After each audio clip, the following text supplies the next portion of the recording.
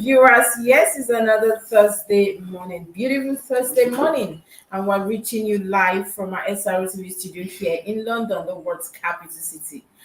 My name is Princess Cassie, and this is Wake Up Nigeria. I have with me, as usual, on the show, Daddy Chris. And of course, we have quite a lot coming in from Nigeria. We'll be seeing the up and down. We have so much today on our dailies that we'll be discussing. We'll be joining Abuja, hooking with Abuja very soon. We already have Mary on standby, but she's going to join us in the shows later. And of course, I have with me a great man today to be on our show. He's no other than our very Mantis Odiete. Good morning, sir. Yeah, good morning. How you doing? We're fine today. How's Nigeria? How's Abuja today? Well, Abuja is very fine. The weather is very clement here. That's nice. Nice of you to join us this morning. Welcome, sir. What's going on? We've been seeing the back and forth with Labour and federal government. There was expectations were actually high yesterday, so I followed the trend. Nigerians, some of them are happy, while some are sad because they felt like Labour has been clamoring for a shutdown to pass a very strong message, but we saw that shutdown was just for a few hours, and they are back on negotiation. Even some felt okay. Maybe this is another way of Labour trying to take us for granted. Why would they just call off the strike like that? They would have gone for like 2-3 days, so the message would be heard so loud and clear. Now, what's your take, sir? What's going on in Abuja today? How's the situation compared to yesterday? Well, the situation right now, we know very well that Labour has called off the strike. So everybody has gone about their normal businesses. If you want to ask me whether the reason for the calling off of strike is genuine, I believe that, I really do not so much subscribe with this idea of strike, because considering the fact that most Nigerians, they live daily, they go out daily to look for their daily bread, and if you call for a strike like that and you grant the whole area, some people will feel the effect seriously. It's not like where you are there where things work smoothly. Some people live on a daily basis here. So I really do not subscribe to the idea of strikes. It was a welcome development, definitely, when we saw that Labour had called up the strike. We didn't expect that Labour was going to go ahead with some 2-day strike. We knew it was not going to go to that. Definitely, there's no way the government would just sit down and allow them go on strike for 2 days at a stretch, or 3 days, like you said, just to drive home their point strongly. Whatever it is, I believe they've discussed. They would have found the middle ground to the whole of their problems. And the bottom line right now is that everybody has gone back to work. The banks are working. In fact, the most frustrating aspect is when bank shuts down because of the strike. That is when it affects people the more. So we are happy. I don't know, maybe some people will not be happy, but we are happy that they've called up the strike, and everybody can go about their normal businesses and go and look for their daily bread. Mr. Martins, two things. I have two questions for you. Yes. I understand that Nigerians need a daily bread. We need to go out to survive. But that's a very religious country, so I'm gonna follow you religiously. Had Jesus Christ not died, I don't think we'd have had salvation. For Muhammad to bring salvation to most of us who are Muslims, he went through a lot. Muslims, they almost killed him. They had Muhammad, he would have been killed. So those are some of the sacrifices human beings have to make to get things right in the society. Saying that is because Nigerians are hungry, they're not ready to make the sacrifice to make that country better. That is on one side. Number two, Labour, is this not a sellout? Well, maybe we're waiting. You might not be in the position to tell us. Hopefully, we'll get somebody on the show later who will tell us what they have achieved now. This is the thing. Labour cannot continue to take us for granted. They say, let's go on strike. We go on strike. And they finish the strike. They don't tell us what is going on. Who are these guys playing? They're looking for Christmas money or what? So that for me right now, Labour are looking for Christmas money. That's the case. Well, I really do not subscribe to that. Whether they are looking for Christmas money or not, I don't have that fact. But what I do know is this: you should understand very well that if Nigerians don't go out for 2 days, a lot of people will be affected. I understand the fact, the analogy you are trying to create. You see, the truth is, the ordinary Nigerians need to be affected so they can know where we are. What is the point? Labour does not communicate anyway. They told us they're going on strike. Not all of us are aware of why they're going on strike in the first place. Because you carry these Nigerians, they go on strike in our name. We are all workers. So if you're going on strike in our name, you said you're going on strike, which is fine. We said, okay, let us stay home because you see, this is a good thing. The bank were home, ministries were home, university were closed down, things were down, and we want to achieve something. The question is, this is what I asked them yesterday: did they go on strike because of beating up or because of the situation of the country? So now I'm confused again. That is the question. That is the question. That is the question. Why did they go on strike? Was it because of the beating of Ajero or because of what? And so, if it's because of Ajero, you guys should go and settle your problem. You should not grant the country because so many people. Yes, I agree with that. I said it yesterday on this show that if it's because of Ajero, too many Nigerians are dying. There is insecurity in the country. You've not gone on strike because of that. They kidnap people every day. You can't go on the road. And you say the government is comfortable. You allow them to sit in Aso Rock. You should go on strike for that. If it is that, I want them to beat him again. And he will be beaten up again because he's going to get the treatment. If he betray us, he's going to get the treatment. I'm not wishing him evil. But if this is what they are doing, then I'm really sad. From my point of view, Nigeria need to make the right sacrifices. I know it's painful. 90% of Nigeria will hate me right now. But if we don't make the sacrifice, that country is not going to grow. And from the look of things, because we want the cheap things, that's why we eat a lot of sugar. Diabetes is killing us. In those days, you and Roboma, we eat this bitter leaf soup with banga, with stop what is it called? Water leaf. We changed to banga because we know bitter leaf is better than the. It's not that it's sweeter. If you use a fork, it's sweeter than banga, than bitter leaf. But we choose to eat bitter leaf because bitter leaf was more healthy. You understand? Yeah. Now, we don't want to taste bitter leaf in Nigeria. We always want to eat sugar. Diabetes is killing us. I'm happy yesterday was Diabetes Day. That is exactly what I used to describe Nigeria today. I'm a little bit sad when you now say Nigeria is going to be hungry. Because of that, we cannot afford to hold the government accountable for what they're doing to us. No, but see, the fact is, let's just say it like this. The fact is this. If you're talking about making sacrifices, have we not made sacrifice enough in this country? No, the common man. Now, look at now. Except you want to take it to the extreme, which we saw in the case of the NSAS matter. That's we're taking it to the extreme. Which sacrifice have the common Nigerians not made in this country? The only thing that our governments, the governments we have over time, have been insensitive to the plight of the masses. The government is doing that because Labour has betrayed us again, and you are telling me we're not ready. Because if Labour could stop, whose interest is Labour protecting? Is it the interest of the common Nigeria or the interest of the very few workers in Nigeria? This is where me and you agree. This is where me and you agree. So they shouldn't go on strike again if they know they are looking for Christmas money. This is exactly you said. Why did they go on strike then if they are not ready? You see, this is the same thing. I think even I was blaming the president myself. President, if you're going to take oil, remove oil subsidy, why throw the money back again on palliative? Use the money to give us refinery. We're ready to suffer, but allow us to finish what we are doing. You understand? Allow us to finish. I think that is the same issue we're going through now. That's right. I even thought the strike was for just 1 day, but as I'm seeing here, that is for 2 days. How correct is that? No, the strike, before now they said that they were going to go on strike unannounced this time around after their last negotiation with the federal government. And the next strike they will go for is going to be unannounced. I think that was what happened, this particular strike. And it was supposed to go for 2 days. But now, after their meeting with Rebadu yesterday, I think they saw sense and they reasoned with them, whatever reason they saw. I wasn't there to know what really happened. They've not really briefed us. But what I do know is that 2 day strike. Normally, I've seen Labour go on strike so many times in this country. From the days of Oshomole, even before then, the strike of Labour has not really hold water in this country. They will just go to strike, and before you know, they will just suffer the masses, and then they will call them one side, they will talk and discuss, and they say that's it, and then the situation does not change. So I do not subscribe to this idea of their strike, because it doesn't make any meaning to me. It really doesn't make any meaning to me. Every day I go out to look for my daily bread, I hustle, because Labour is not fighting for my interests. So whose interest is Labour fighting?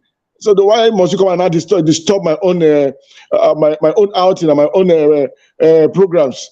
If you want to fight the federal government, please look for a different way of fighting the federal government, because over time we've not seen anything come out of this strike. We've not seen anything come out of your strike. So until we see sincerity on the part of Labour, maybe that is when Nigerians will begin to take them serious. For now, we are really not taking them serious, really.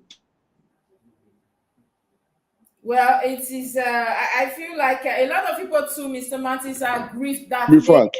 labor, after all the old energy, are not telling us that they're calling out the strike after meetings with federal government. Of course, we know that. I think the main purpose for or reason for that strike is the brutalization that we saw in Imo State. We might just be having the head of information of the Nigerian Labour Congress on the show this morning as time goes on to know what's actually happening with them. But of course, we are going to be, we're going to kickstart this morning with the reviews of the papers, and of course, we're going to be kickstarting with the Punch newspaper. And now these are some of the stories we have coming from the Punch this morning. We have here with us the main headline says Labour suspends strike, OPS stakeholders tackles NSC TUC. And then the writer says a strike over Ajero assault abuse of power. That's coming from LCCI. Maritime sector loses 20 billion naira. I'm guessing that is because of the shutdown of 2 days. And another writer says Labour threatens to resume strike, insist on demand, saying suspension temporary. Now, all these stories are on page 2 of the Punch newspaper. Labour, they should stop joking. And then you have another story here that says Lagos, Kogi Rivers leads as inflation hits 27.33% in page 9 of the Punch newspaper. As well, we have a story here that says 177 deported Nigerians violated Saudi Arabia visa rules. That's coming from the Saudi embassy. Wonderful. And that story is on page 7 of the Punch newspaper. As well, we have a story here that says FG reduces charges against Emefiele, strike stale arrangements, on page 7 of the Punch newspaper. There's a story here as well that says LP welcomes Atiku's merger proposal. Are you serious? NPP gives condition. And that story is on page 29 of the Punch newspaper. Another story here says Navy arrest 4 stowaways aboard Dubai vessel. That story is on page 4 and 5 of the Punch newspaper. As well, we have a story here that says LASG dialogues arrest street traders in Oshodi. Others on page 8. Sorry, I beg your pardon, viewers. I couldn't help but laugh when I saw, that story that LP welcomes Atiku's merger proposal and NPP gives condition. Mr. Mantis Ojete. Yes, so this is what we're faced with this morning. Away from Labour for a while. Let's we saw the call of Atiku just yesterday that other Labour should join hand, to form a stronger opposition, of course, to hold APC to a standstill. And we did rebuff that call yesterday, thinking that who will even take Atiku serious, or PDP serious, as it were. But I was saying today that LP welcomes that, and of course NPP gives their condition. But my question is, Martin Ojeda, is that are you sure that when we get to that election period and power to also start again, I will be the one to sit on the presidential seat? We are not going to see more parties or more division when that time comes. No, it depends on how the pendulum will swing as of that time. You will know very well that even before APC took the power away from PDP, there were some coalitions coming together by most of these political parties for them to wrestle the power away from PDP then. So if the PDP and Labour is towing that same line, let's just watch them and see how they go. If they will get stronger along the line, or they will or they will weaken, because the man that is at the helm of affair right now, President Bola Tinubu, the man is a strategist. He knows how to play this game so well. He knows how to divide the house and play this divide and rule method. So it all depends on how PDP and Labour and the other parties that want to come together. We still hold on to whatever alliance they want to form from now till that time, because from now till the next election, it's a long time. A lot of things can still happen. So we just keep our fingers crossed and see how these things pan out. But for them to really wrestle the power out of APC hand, they really need to come together, because with the way it is right now, if they are going to be on their own, it's going to be very difficult, very, very difficult to wrestle the power from APC. So if Labour has agreed to join PDP, let's see how it will work out. It's going to, because it definitely, if Labour is going to be on their own, PDP on their own to wrestle the power from APC. Okay, this is slow. A bit slow, and I'm going to have him back because I just wanted to jump on this. My God, are they trying to wrestle the power back in the interest of Nigeria, or because Atiku want to be president? You see, this is my anger. I'm not sure by then Atiku will still be relevant to want to be president of Nigeria. What age are you sure? Baba said at what age are we talking about? At what age are we talking about? At what age? The next election, Atiku would have been older. Yes. Yeah. But then what we are looking at here is this. You should know very well that Tinubu is going to go 8 years. Are we saying is this plan for after 8 years, or is this plan for the next 4 years? That's where I was coming. Baba was able to take power outside. They were doing everything. Baba was able to ring. Let's use the real language. They were able to ring the lecture, defeat beavers from outside. He's not there. You're going to use one strategy to remove him. He's not good like Jonathan. That's all I'm going to say. But that's what I'm saying. Do anything possible, you understand? To keep Tinubu will run his 8 years. Tinubu will run his 8 years. And definitely from the whole arrangement in Nigeria right now, unwritten arrangement, the power is going to go back to the north. Maybe when it goes back to the north, maybe that's what Atiku is waiting for. But as of that time, Atiku would have been much older. I don't think he will have the strength to go through the rigors of contesting the election again. Other younger men will be there. You understand? Because there's so many. The thing that annoys me is the amount of talent we have in the south that Tinubu can take over power. To be fair to Tinubu, I cannot give him some credit because the man is a politician. But what I was not really happy about was that there were so many young hands that would have run Nigeria now, that would be on the street, not an old man that sits in Nassau Rock. We want a young president that can be on the street. But the truth is that I'm never even a fan of any of them. But if Tinubu is able to sit down and then since they say he's a strategist, he's a politician, and then he knows what to do, he knows the move to make, even while in the villa. You don't necessarily need to be everywhere in the country. No. The problem is, for a country like Nigeria, it's a place where you expect the leader now to live by, for example.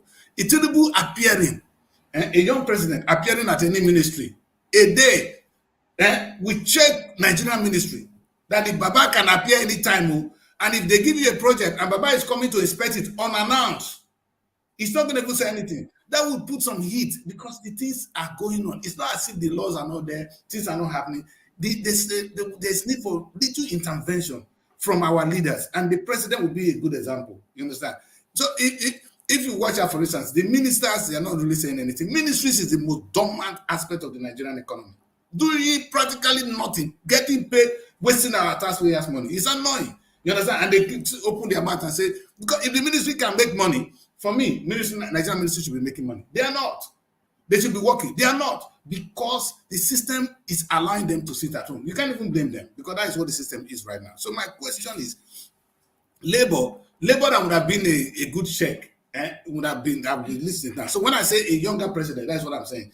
If it's a young man, you'll be surprised that the like of the man appeared in any second. Everybody will just sit up. That is my take. You understand? But because strategies, you're sitting at Nassau Rock and sharing money like Buhari. Buhari was a very good man, but Buhari could not run the country because of the nature of the country. It's not as if the man is evil. Let's join let's add Abuja. Yes, we have Abuja and Abuja on standby already. We have Mary and Kenneth. Good morning, guys. Good morning. You guys are glowing, and you're gonna tell Kenneth, me how that you Abuja feel is not. today? This is SRTV Abuja. You guys are glowing. Don't stop. These guys are eating well. Look at them. Kenneth, how's your health today? I'm better, very, very strong now, very strong. Thank God you're here because this your Baba has been giving us headache, giving labor headache. Is it Baba that give Labour headache or Labour give Nigeria headache? Labour has been giving Nigeria a headache. Labour giving Nigeria headache. Baba is free on this occasion, man. And then, Kenneth, just before we move forward, I know you're just joining us, but there's a story here on Punch that I read that story and I started laughing. I didn't even know why. That says that, yesterday there was a call by Atiko to other oppositions to form merge and form a stronger opposition so that they can shake Baba, that kind of thing. And there was seen today that LP welcomes Atiku's merger proposal. NPP gives condition. Are you getting? So, Kenneth, I don't understand. Do you think when that time comes, it's going to be as ABC, or we're going to be seeing something different? Well, President, thank you for this wonderful question. It is not about proposing a merger. It is about who will bear the cat amongst these three political gladiators. Who amongst them is going to be the bigger person to step down? If they could merge, of course, they would have merged last time. This is not the first time we're hearing them talk about merge. The last time we had a Labour Party was in discussion with NNPP, and Kwankwaso was more like Peter B should step down for him to run. Obi, of course, we never want to step down for anybody. He believes he's Nigeria's best, candidate. Anyhow you want to look at it from his opinion. And then Atiku, of course, the Syria Dubai loser. So I don't see these three personalities as people that can accommodate each other in any way you want to look at it. They will always fight themselves. They will end up. In fact, this merger, if there's one thing I'm sure in this merger is that this merger they are merging for failure 2027 because they can't come together to form a consensus. Oh, 2027, I'm happy. Like Baba, like I said, we've agreed, Kenneth, that any merger will not be even. It's not. Well, Baba is not going to sit down. Like he said, our man here, Martin said, let's see what happened by then, because I'm sure there are a lot of young Northerners who are waiting. It's their turn. You understand? It's their turn. Let the South do their 2 terms so they come back to us. Baba don't go and disturb. So it's not going to get the full support in 2027. All right. And then come the time when Baba will be leaving, I'm sure very strong young Northern boys, the narrative must have changed. You may be surprised there will be strong opposition in the North, telling people like Atiko to go away. And I don't see anybody from the South actually coming up to say, so by that time, Peter will be, relevance would have gone because it will no more be the turn of the South. The power would have shifted to the North. So Peter's destiny as a president must have been wiped away. So let us deal with that now, if the narrative stays as it is. So hopefully they are trying to razzle. Maybe that's why Peter might want to listen to Atiku and see if Peter and Atiku can take power from Baba in 2027. They lost a glorious chance. They had it one time. They have it in 2027 if they come together. Anything can happen, Kenneth. Don't forget that. In this contest, we were very sure with Baba's antecedent for development and policies and carrying not antecedent for his political wisdom. For his political intellect. It's not wisdom. Intellect and wisdom. He doesn't have the wisdom. Wisdom will be used for good. The man is a tactician. Use it to win. Amen. Let me remind you. We're talking about people who have been governors before. Baba has been a governor. Obi has been a governor. Atiku has been a governor. All in Nigeria.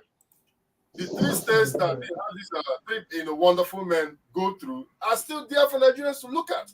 And there is no way you can compare Anambra State to Lagos in any way. There's no way you can compare Adamawa, of course, with all the to Lagos. So these are antecedents I'm even talking about. I'm talking about predecedents. You understand? The past. The past. We can build the present from the past. You understand? What can we really say about able to call up the strike overnight? That will be credit to the government. No, yes. let's take in all of this is the credit goes to the government for being able to call off the strike. Yes, we try to see Martin setting up properly. It's a good thing, Martin.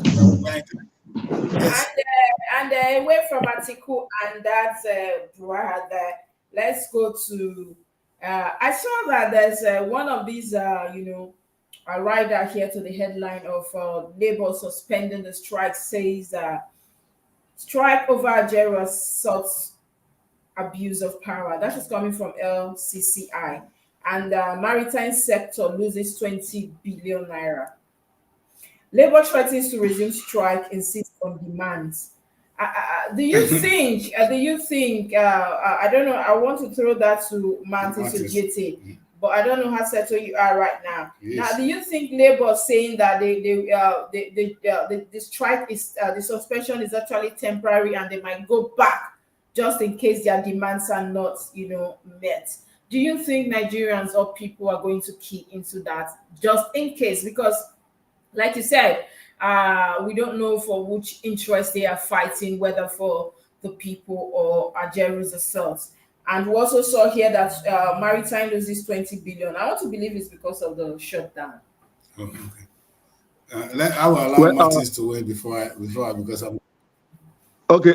If I No, have to react to Martins. that, if I have to react to that, I will say that this is just one of those things you just say just to pacify Nigerians and give Nigerians excuse why you called out the strike. If you've called up the strike, you've called up the strike. What is telling us that this is just temporary? It doesn't really make sense. If you want to do a strike, go all the way, so that you will feel the impact of the strike. Why calling us strike and telling us that no, this is just temporary? We might still come back again. It doesn't make any sense. I think they're just trying to take us for a ride in that regard, and I don't believe that they really actually mean that they want to go back to strike. They just have to give Nigerians something to hold on to, and that was why they came up with that. That's what I think anyway, basically. Yeah, So a lot of money was appreciated for the treating of that head. Let's use the word. You go treat your head with such a lot of money. You know how Nigeria do it. Kenneth is there. Yeah. They know how Papa used to do it, the tactician. Say, give him enough money to go and treat his head so that the head will come back to more normal. More than these guys here. After Igbo like sets that head. Oh my God. I think a lot has happened. Yes. We saw that closed up meeting yesterday, negotiation here and there. But regardless, Yeah. we do hope sincerely for once Labour is actually sincere with Nigerians. Don't start. No, I'm just saying, I'm just hoping that Labour for once they are sincere and whatever they are doing there in that beautiful sitting there, negotiation is for the good of all. That is just what I'm That's saying. the prayer. Okay. That's the prayer. Right. And then yes, and then there's a story here as well that says Emefiele, our own very CBN, ex-CBN governor, federal government reduces charges against Emefiele. Now, Kenneth, what do you make of this? Well, Emefiele will always have charges reduced, and of course, more charges will be added. What you're seeing is just a simple mechanism of plea bargaining happening for me. That's what I believe. I think government has come to a level where they with the lawyers of Emefiele, they're trying to create a kind of deal, to remove some charges, probably have him repatriate some of the humongous billions, he had been accused of making way with as a CBN governor.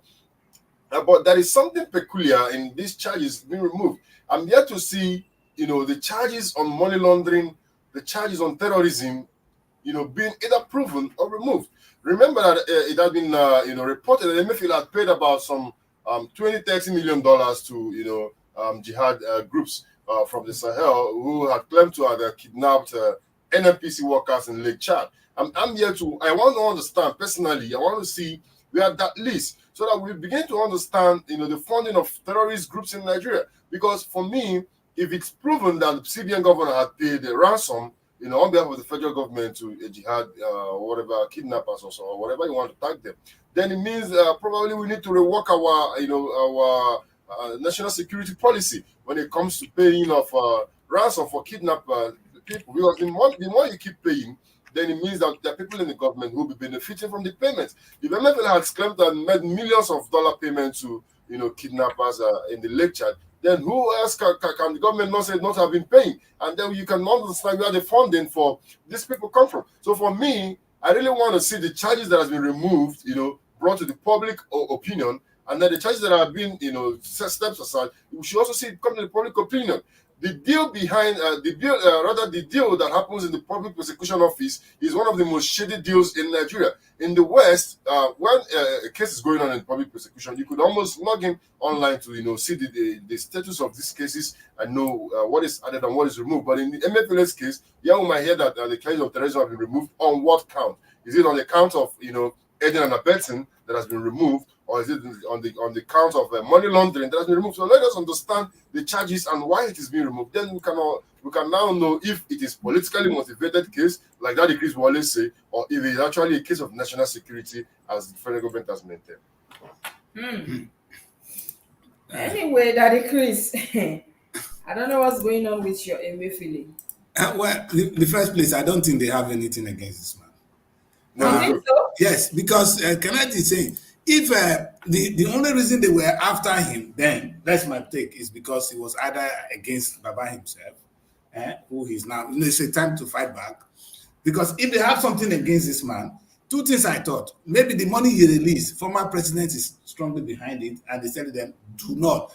New president cannot say, I want to bring the old one. They don't do that. I've never seen the president in trying to bring the other one, because they are going to have shady days. So they don't want to do that. Either that, or there was nothing against this man at all. You brought the man, you've arrested him, you kept him in prison for some time. We saw the whole thing, and the drama just played out. Now you keep dropping charges. Every day the charges are dropping. No, Kenneth, you're a lawyer. You understand what I'm saying? You don't just say it. You need evidence to prosecute any human being. If you say Mevele has stolen money, give us evidence. But, he's also, like you said, there's also a twist to it. MFLA was an appointee, working under the government of Muhammadu Buhari. So there are some technical things you might want to ask him, and he will revert, of course, to the office of the presidency, his boss. And then you've already seen that, like you said, it is not norm in Nigeria for presidents to try presidents. I wish we could come to that. If we could do that, then a lot of shady deals that had happened in the previous presidency, not even Buhari, will come to light. Let us remember that it was even the PDP administration that had a Malabu oil deal, where about $4 billion, left Nigeria for some shady and undocumented processes. That means even Jonathan might want to come and stand on the dock if you go through that process. So I might want to understand the implication of national security when it comes to trying high-profile cases in Nigeria. But that is, like you said, let us know the charges removed. Why is it removed? Is it as a lack of evidence? Is it because there is a plea bargain? Even in Europe, there's plea bargain.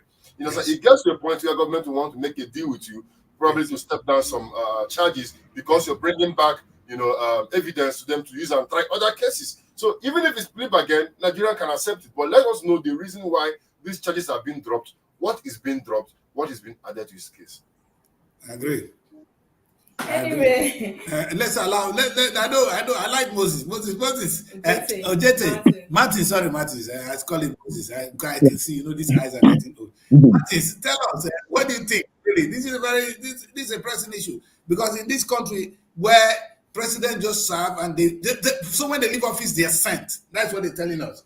Good luck left the office. He was a saint.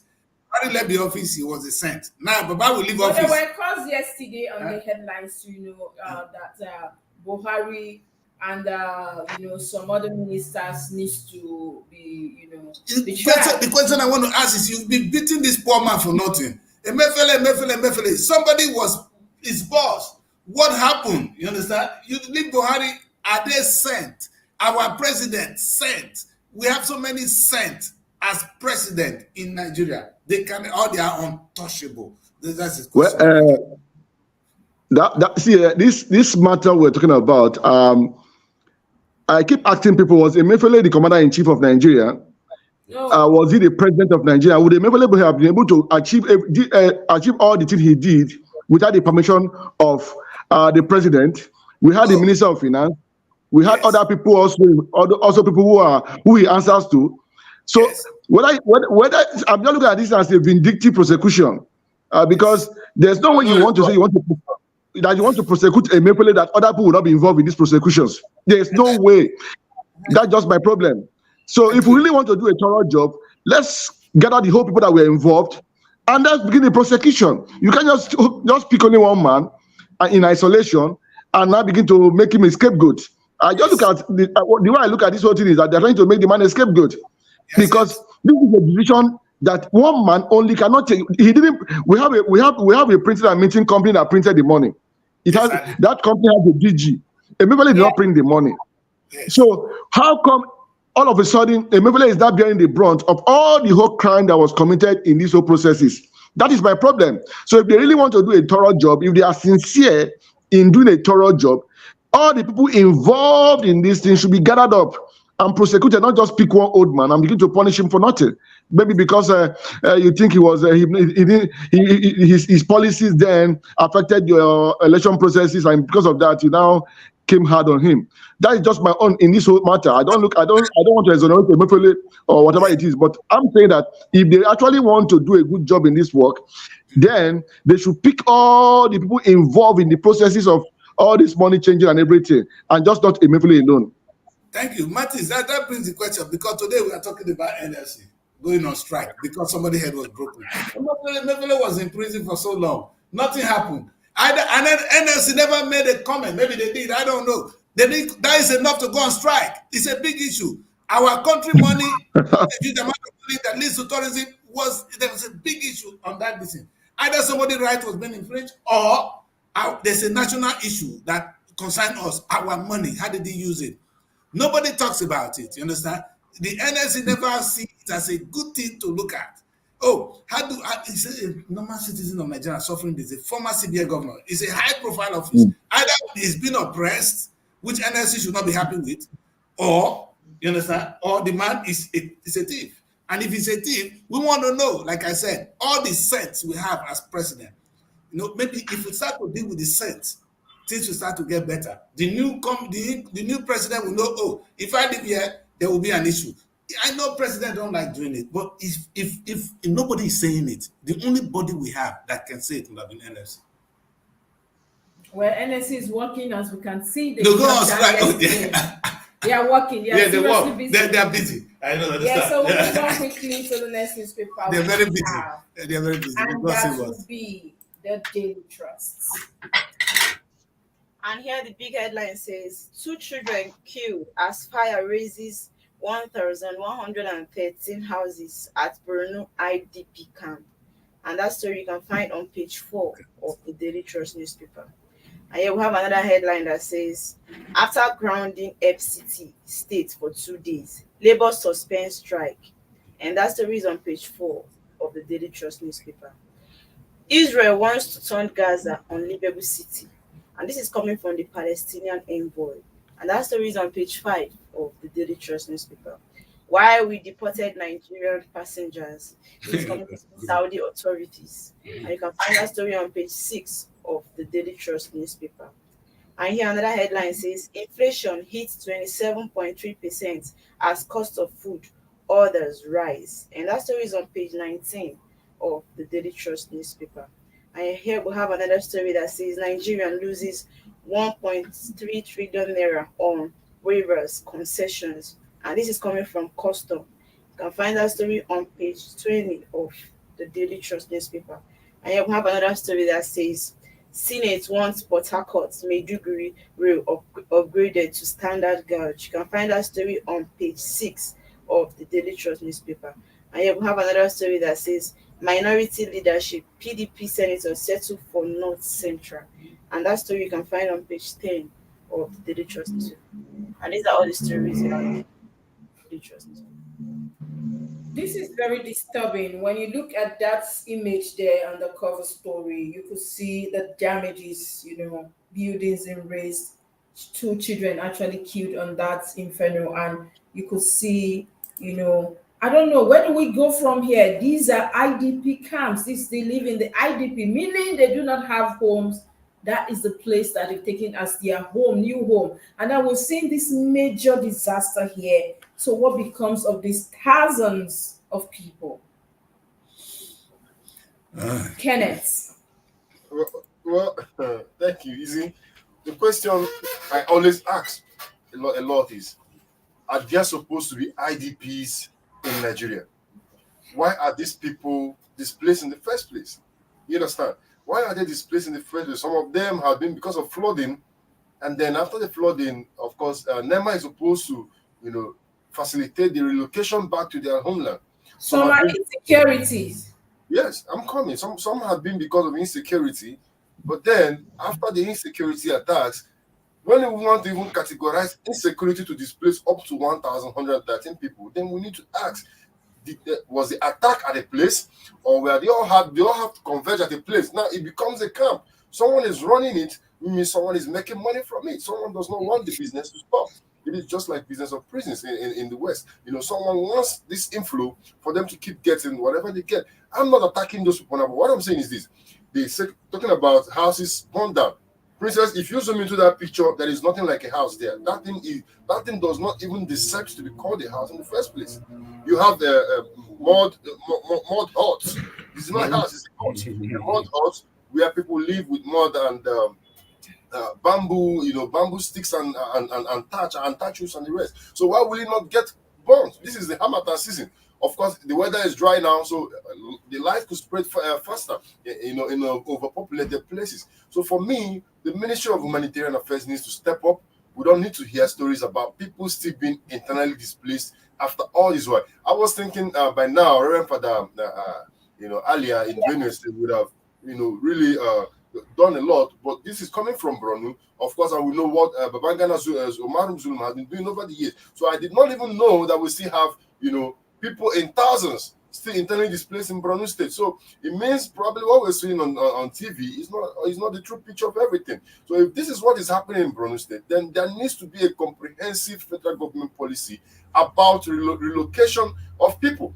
We don't need to keep internally displaced people packed together and keep waiting. If we need to relocate them to safer places, then I think that should be the first thing to be done before we keep tagging them internally displaced. Money is always appropriated. People eat the money, and we have the same cycle of people every year in this camp. And another fear there is, don't forget, children are growing up in these places. Understand? And if this is their destiny, this is how you breed terrorists. You understand? They are vulnerable then. Young girls are going to be, a lot of things going to come out of this. You see, when we don't show concern about issues like this, it's going to come back and haunt us tomorrow. Because there, people will still I'm sure they're giving birth to children there. Sure. So things on are daily happening. basis. And so imagine the kind of children, what kind of things they grow up, the kind of message they get. Is it not where they're going to go and recruit people? Terrorists will go there and recruit people. You understand? Kidnappers will go there and recruit people. See, menace in society come from those we abandoned. Let me use the word. They are because it's not as if you abandon them, it's your fault. But the fault in it is that they become a problem. You understand? Because they can be easily be recruited either into all kind of bad things. If you look at carefully at the children that becomes troublesome in society, look at the homes. You understand? A child of a minister will hardly come out and become a terrorist because he's well cared for. You understand? So when we keep blaming people for what they are today, maybe we should ask ourselves, what is their upbringing? And this is a very good example of the kind of upbringing we give to children in Nigeria. We should not expect anything less. We're going to get the worst. And when we get the treatment, we shouldn't be complaining. I think the most important thing today, Princess, is the next headline. The one that tells us that Saidi is telling us why they deport Nigerians. I really want that story. I was going to go to that anyway. Because I knew that there was no how a piece would have just gotten there and they now repatriated 100 and immediately to go back. So I think that I said it yesterday. Nigeria, Saudi is not Nigeria where people get away with the law. Though I've not seen the content of why they actually rejected them from entry. But according to them, they did not meet the visa rules and all that, and they had to deport them immediately. And even though the Nigerian government did say that they are going to look into it, obviously they did. And of course, the embassy needed to reply to the government that this was why we actually deported them immediately. And Nigerian government will be too embarrassed to tell us. You understand? Now, I'm sure that's why the embassy is openly telling us. This is because on a good day, we're expecting explanation from Nigeria. Because the same attitude they've done to every Nigerian outside the country. Like I said, I keep reminding, It was a big change. It was, Kenneth, if you were there. And funny enough, I went through that place, Turkey. I was coming back to UK, and for the first time I flew Turkish Airlines. I won't do it again. You understand? I'll better fly from here to Nigeria with British Airways and come back with Virgin. This is what we're talking about, our own airline. If you transit some of these countries, they maltreat you. Carrying a green passport is like a curse. You understand? So I'm sure if it were not to be Nigerians, Saudi authority wouldn't have even deported them. They must have been used to these kind of things again and again, and they know that we don't have a foreign policy. Nobody cares. You know, have you heard what happened to Nigerians in Dubai? You understand? In a country where there's no rule of law, they maltreat Nigerians. So we yesterday were talking about one that was killed in where? In Philippines. Salam alaikum. And we're thinking of the money to repatriate that corpse. So Yes, you can imagine the drama. And the updates here, we could see here now that the government, however, said the reason for withdrawing visas from these people were that they have criminal records. This is coming from, Arise News. Arise is saying these people have criminal records. Oh, come on, Princess, you see, like Daddy Chris said, it boils down to foreign policy. You know, until Nigeria begins to take punitive actions against nations that, disgrace their citizens, things like this will keep happening. Let me remind you that in Saudi, Nigerians are one of the biggest spenders we have in Saudi. Yeah. The presidential candidate of Nigeria has a big estate, more like a city in Saudi. You understand? So when the money spenders are going there, they don't deport them. People that you see them deport are those that they don't fall into a certain social bracket. Because let me tell you, quote unquote, if this was Davido traveling to Saudi, he will not travel with airpiece. He will fly with his private jet. And when he lands, the Saudis will welcome him, even they will give him a flower because he's coming to spend money. You know, the reason they deport these ones are because they are, on the lower caste system. They know that these guys are hustlers. I don't want to be ethnic. I don't want to be, have an ethnic sentiment on this. But if you look at the manifest, the travel manifest, you will see that it might actually deceive, people from a particular tribe in Nigeria. You understand? I don't want to go there, but that is the truth. You understand? So until the federal government begins to take serious action, hey, Saudi, you deported our people, no problem. No goods from Saudi enters Nigeria for the next 6 months. Then you see the Saudis will wake up. Because most nations act like Nigerians are pests to them, when Nigerians are even the ones that run the economy. The same Saudi that will deport Nigerians, my God, Nigerians are the construction workers we have in Saudi. They run the almost all kind of care jobs. They drive the cars. They do every kind of low job in Saudi. I don't even blame the Saudis. We are here because of years and years of inaction, ineffective. You said it all. Look at the kind of job we do. This is what we're saying. When a Nigerian is in abroad, he's an immigrant. Sure. Even our medical doctors, they will come here. They call them immigrant. But when a laborer that carries some prisoners, when they come to Nigeria, they are experts. And you must understand that. I am a Nigerian. I'm a British citizen at the moment. If I commit a crime in Nigeria and you're gonna put me in prison, the British authority will say, return me home. Then Nigeria don't have the right to try me. I will be returned to UK. You see the extradition process. They will never allow me to be tried because they think Nigerian authority is too low to try their own citizen. Now, to be happy that Nigerians are criminal, give their names, are deported in this form, it's going to happen to anybody. But there's I want us to look at this carefully. Now, in defense of the decision, the Saudi embassy Abuja stated on Wednesday that the deported Nigerians had submitted incorrect information to obtain visa categories that did not apply to them, which was discovered upon their arrival. You see, and the princess, what kind of story are the Saudis giving us? If someone submits a false documentation, then the person will get the visa in the first place. That's what I'm saying. The British government will never give you the visa. If they give it to you, they take responsibility for it. You don't give somebody visa because it's your duty to screen the document, take a good look at it, unless it is really hidden. For all these people, you didn't see the fault, and you allow them to get a visa, they bought the ticket, come to your country, you return them. That is, in fact, they should be blaming their system for allowing the visa to be issued in the first place. You understand? because they shouldn't be issued visa if they say it's false documentation. And I expect the foreign embassy of Nigeria, that's the Ministry of Foreign Affairs, to step up and get every money that was paid for flights for these people back. The Saudi should refund them. Because Kenneth, if let me the tell Saudi you did not what issue the happened. visa, they will not have the Kenneth, have you seen what happened in Israel? When President Biden went there, he was saying the Americans, they should be, you understand, that they are doing everything to bring the Americans home. Listen, Richard Sunak, our Prime Minister, went there. What he got to do is to make sure the welfare of the British citizens, because he's there to do what? To talk about his people. Did you hear anything from Nigeria? No. Don't you think Nigerians were in Israel when this is happening? Are they no more there? I have a friend there.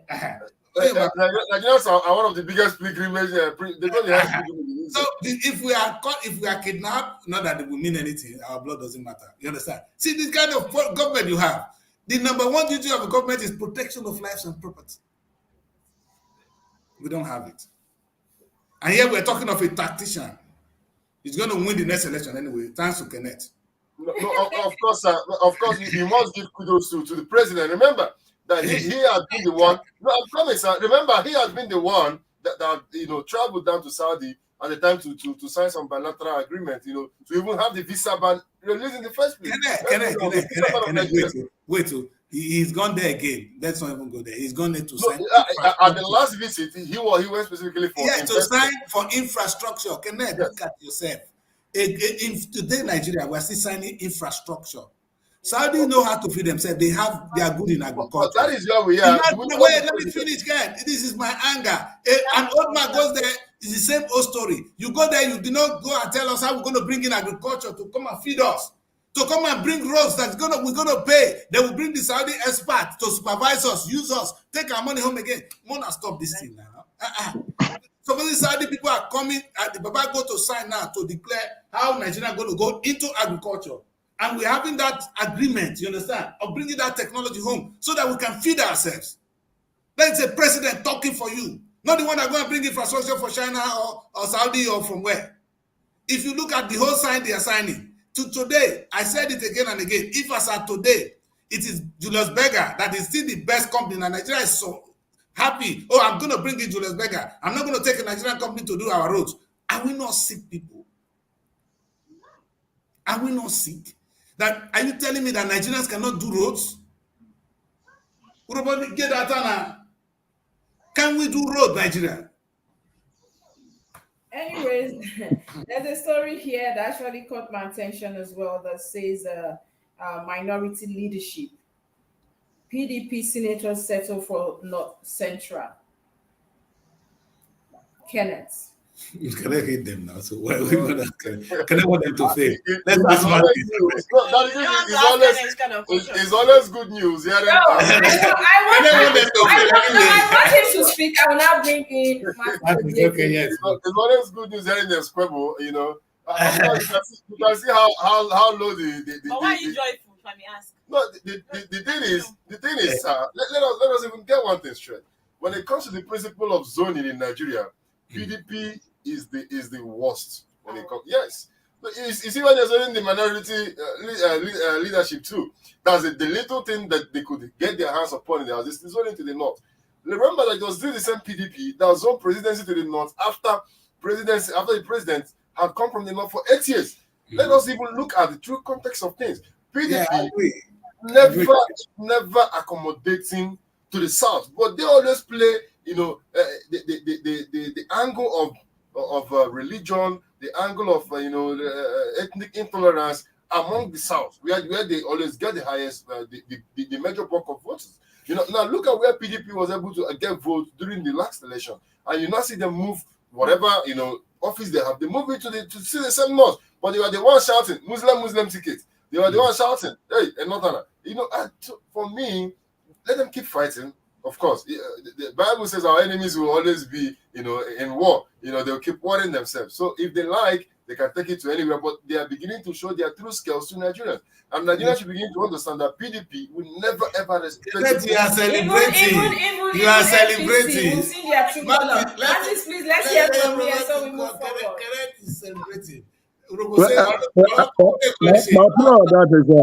opinion on that is PDP has already been fair when it comes to in terms of their zoning. Basically, that's just my problem. Because number one, let's even start from the presidential election. How did they arrive at the choice of Atiku? Exactly. When we just came out of 8 years of a president that came from the north.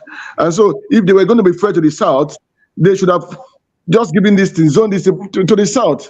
But because of the financial muscle of the man that was involved, the whole thing changed. I didn't believe that they actually wanted to, but because of the factor of Atiku was the major player in this whole thing.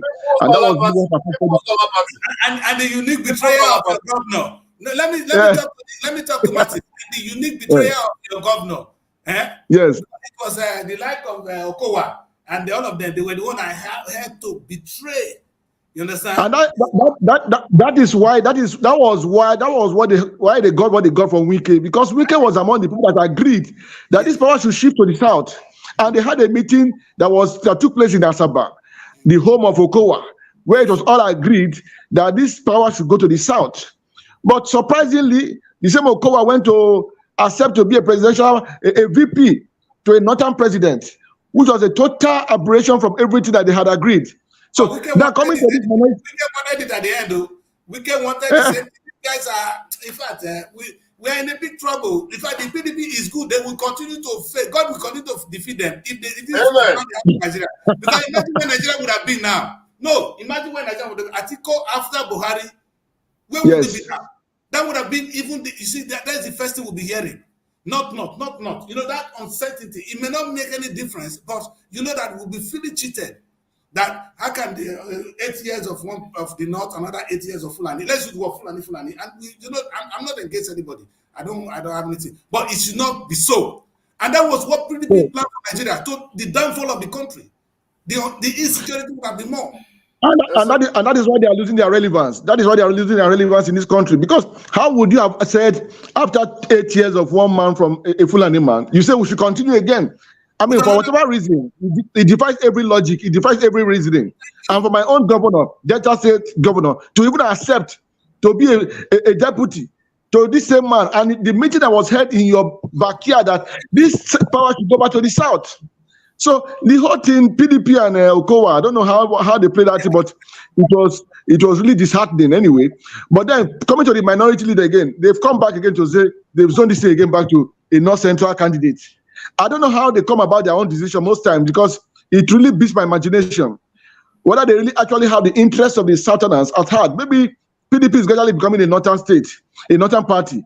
Let's know that if that is what they are trying to develop their reputation to become.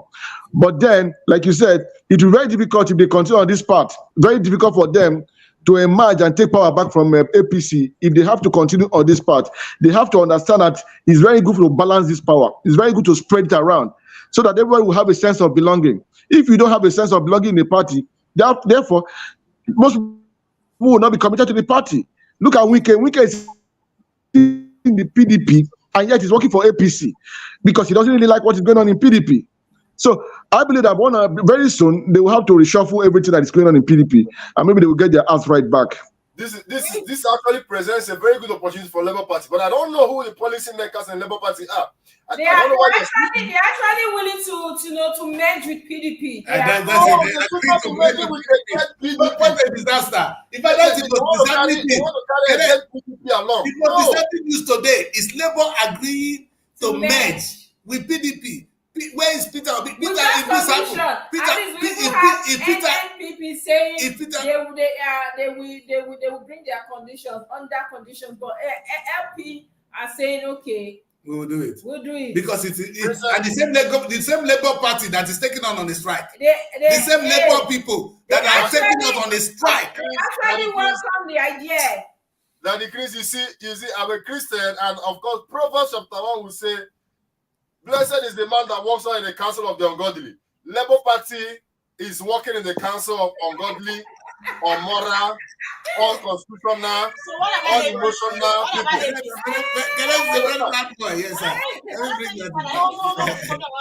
No, APC is the problem we have in this country. Presently, everything that's happening is because of APC. Let us be fair. Let us be fair to APC as it is. How can we be fair? Are you fair to other parties?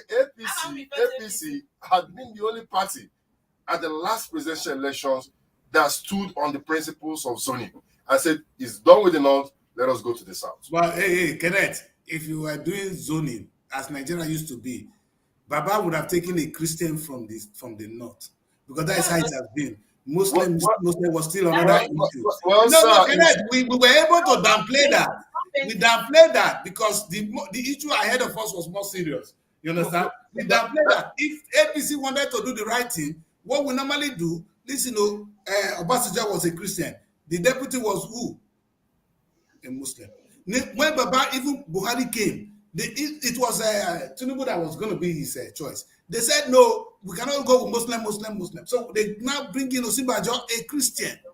That has been how they run the country. In your case now. Thank you, but for we who are trado Christians in the southeast, is actually a good thing. We have two not Muslims, because Nigeria only defends Christian and Muslims. Is everybody in Nigeria a Christian or a Muslim? You understand? If we're talking about mixing a religion, then there should have been a time we would have had a traditionalist as a vice president. Are they coming out to protest? Have you seen any before? Do they even agree? Do they agree? Do they agree? Listen, the only traditionalist we know in my place.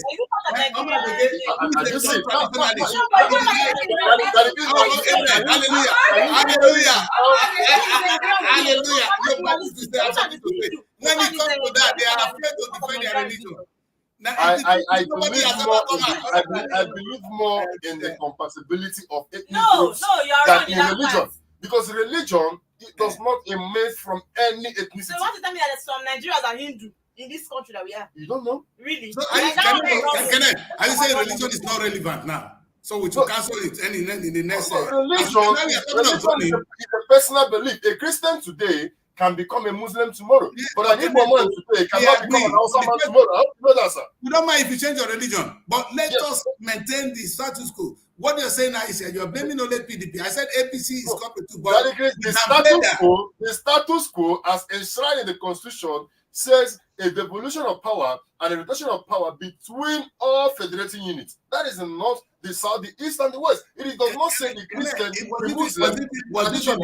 Not the political party constitution, not in the Nigerian constitution. No, it's political party constitution, of course. So they quote it right. So there's no law in Nigeria saying it. So that's what they run. Political party constitution. Thank you for reminding me. But what I'm saying is this: I believe in the compatibility of ethnic groups in Nigeria, because that is what we are truly. Before any religion. Okay, I am saying that the ethnic people. I'm going to throw that to Mattis. Mattis is going to. I know Princess already attacked me. The only one we know that is a traditionalist, which is a true African religion, is Omagege. He's a Catholic. And they said he's a Catholic now. The man we know, we know very well that the man is a traditionalist. It doesn't mean because the parents are traditionalists, all the parents. What I'm saying now, hallelujah. So what we see, it boils down to you not having a heritage. We're not even going to destroy religion today, because African traditional religion is nothing. We are barbaric. We both teach us, so we accept it. So be it. Hallelujah. But I'm saying we've denied ourselves. Even now, we cannot even come out and say, listen, I am this. I'm hearing you today. I'm living here. You understand? So on a good day, Africans don't even have identity anymore. If we don't continue, thank God the younger ones are doing it too. Young people now are now making things, making fabrics in African way. You see, the modern fashion now is African. You understand? I don't know where you guys are over there. It's only religion that Nigerians don't think they are ashamed of who they are. If not, you see the Pan-African movement, they are coming with Africa proper. I don't know why you people are ashamed of who you are. I say something here, Princess is going to jump at me. No, he's a Catholic. So it's a shame to be. No, it's a shame. No, in other words, it's a shame to be African. No, he didn't say so. He didn't say so. God save us. I need that to Mattis so just and then we move forward. Mattis, I know your brother. Are you talking about Omagege now? Are you talking about? No, the fact is that people have rights to belong to any religion they want to belong to. That's just my own belief in that. But my own we don't say anybody denying it. Denied it because for political convenience, or he is truly a Catholic. That's the thing I want to say. The God said. No, I can't really speak for Omagege in that regard. Maybe the Omagege will come and speak in that area. Okay. I can't jump into there. I hear you loud and clear. But the fact concerning this religious thing, the fact is that even our governors are Christians. How is it translated to the well-being of the state of citizens of the states? So I don't really believe so much in this, so much emphasis on religious, and it must be like this, it must be like this. If Tinubu feel the best person he can work with is this person, and incidentally the person is a Muslim, well, we just keep it that way. That's the way I take it. Election. Let us be sincere. He did say No, the only problem I have with this. The only problem I have with this. Now it has happened, and Christians have accepted it. Even Christians have supported it. Now let us wait until it happens in a way when it will become a Christian. Let's see how Muslims will support it. Will take it. That's just my concern. That is my only concern. If it now happens that in the future. Oh, it's not valid. It's not valid. That in the future, if we have a Christian candidate, how would the Muslims take it? Now the Christians that is not the problem. You see, the problem of democracy, of modern democracy, I want to say this, is the rule of the majority and oppression of the minority. Because if I say I am an African traditionalist, they will hate me just because of my religion. That one are Jujuma. That's what they will say. No, there was a Nigerian barrister or lawyer that went to court with his traditional attire now. That said he's a traditionalist. Yeah. It was on our show recently. Yes. No, he was on the same of it now. Why would they hate you? You should be proud of what you believe in. You think you can win election? You win Nigeria. Oh my God, denying it. Okay, let's do this matter for a better day. All right. Yes, we'll go on a quick break now. This is Wake Up Nigeria. We'll go on a quick break, and when we return, we'll continue with the program. Don't go anywhere. Stay with us. We'll be right back.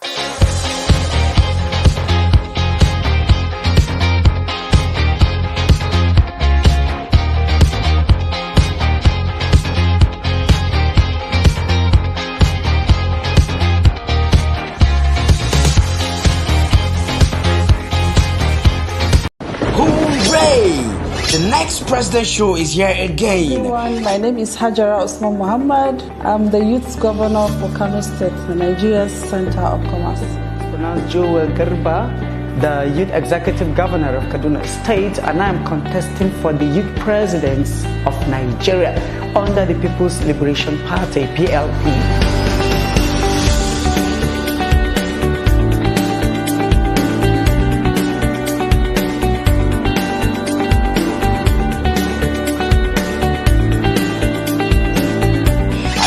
Between 18 and 30, smart, bold, and possess exceptional leadership skills. Do you have what it takes to be the next youth governor and future youth president? Then register free now at superiorradioandtelevision.com or call the number on the screen. The Next President reality TV show, moving politics out of the polite drawing room into the clamor of the streets.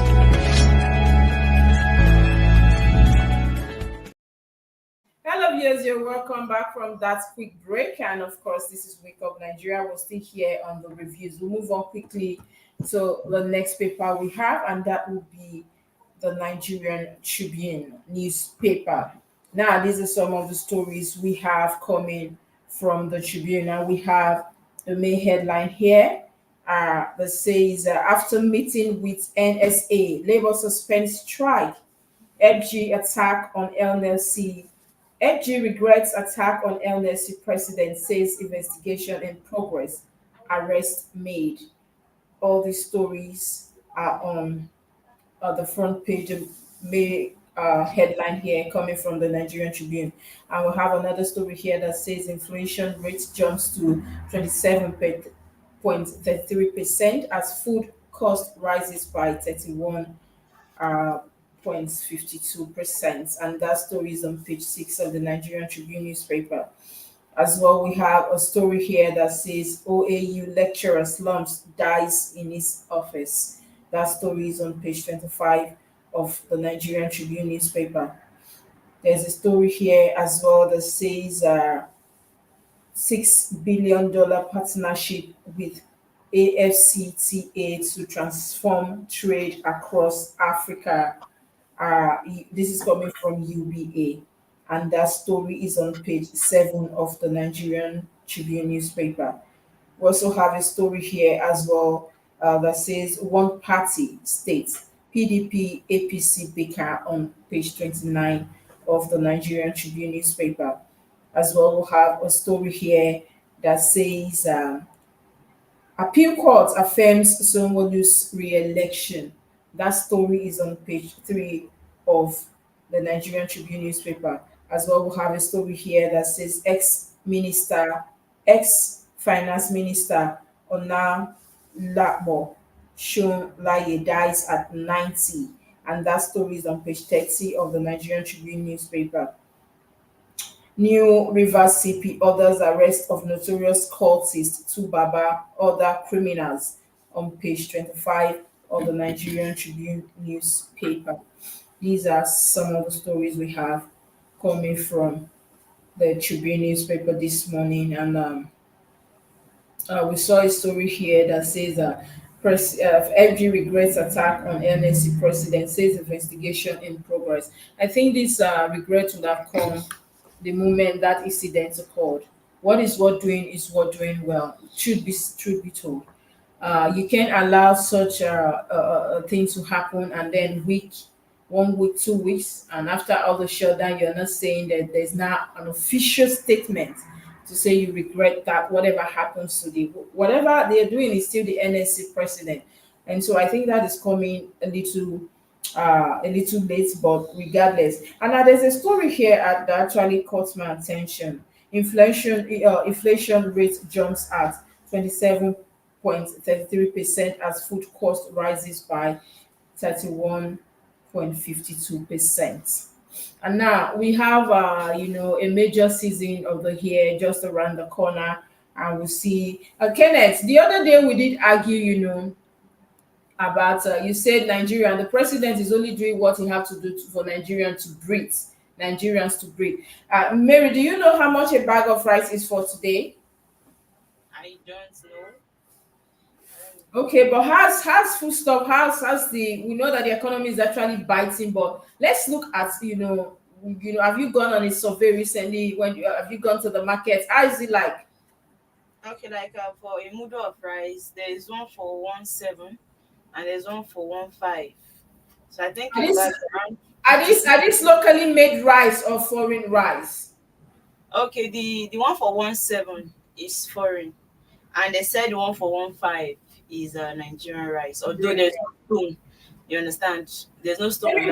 That's one thing I've noticed. I noticed that during that time the borders were shut and we didn't have any choice. So people started, improving because people were no longer patronizing them. So they didn't have any choice. They needed to improve, so they were no longer stones or very sandy when you cook. And for me, I know how to wash it very well, to sieve out most of that sand and all that.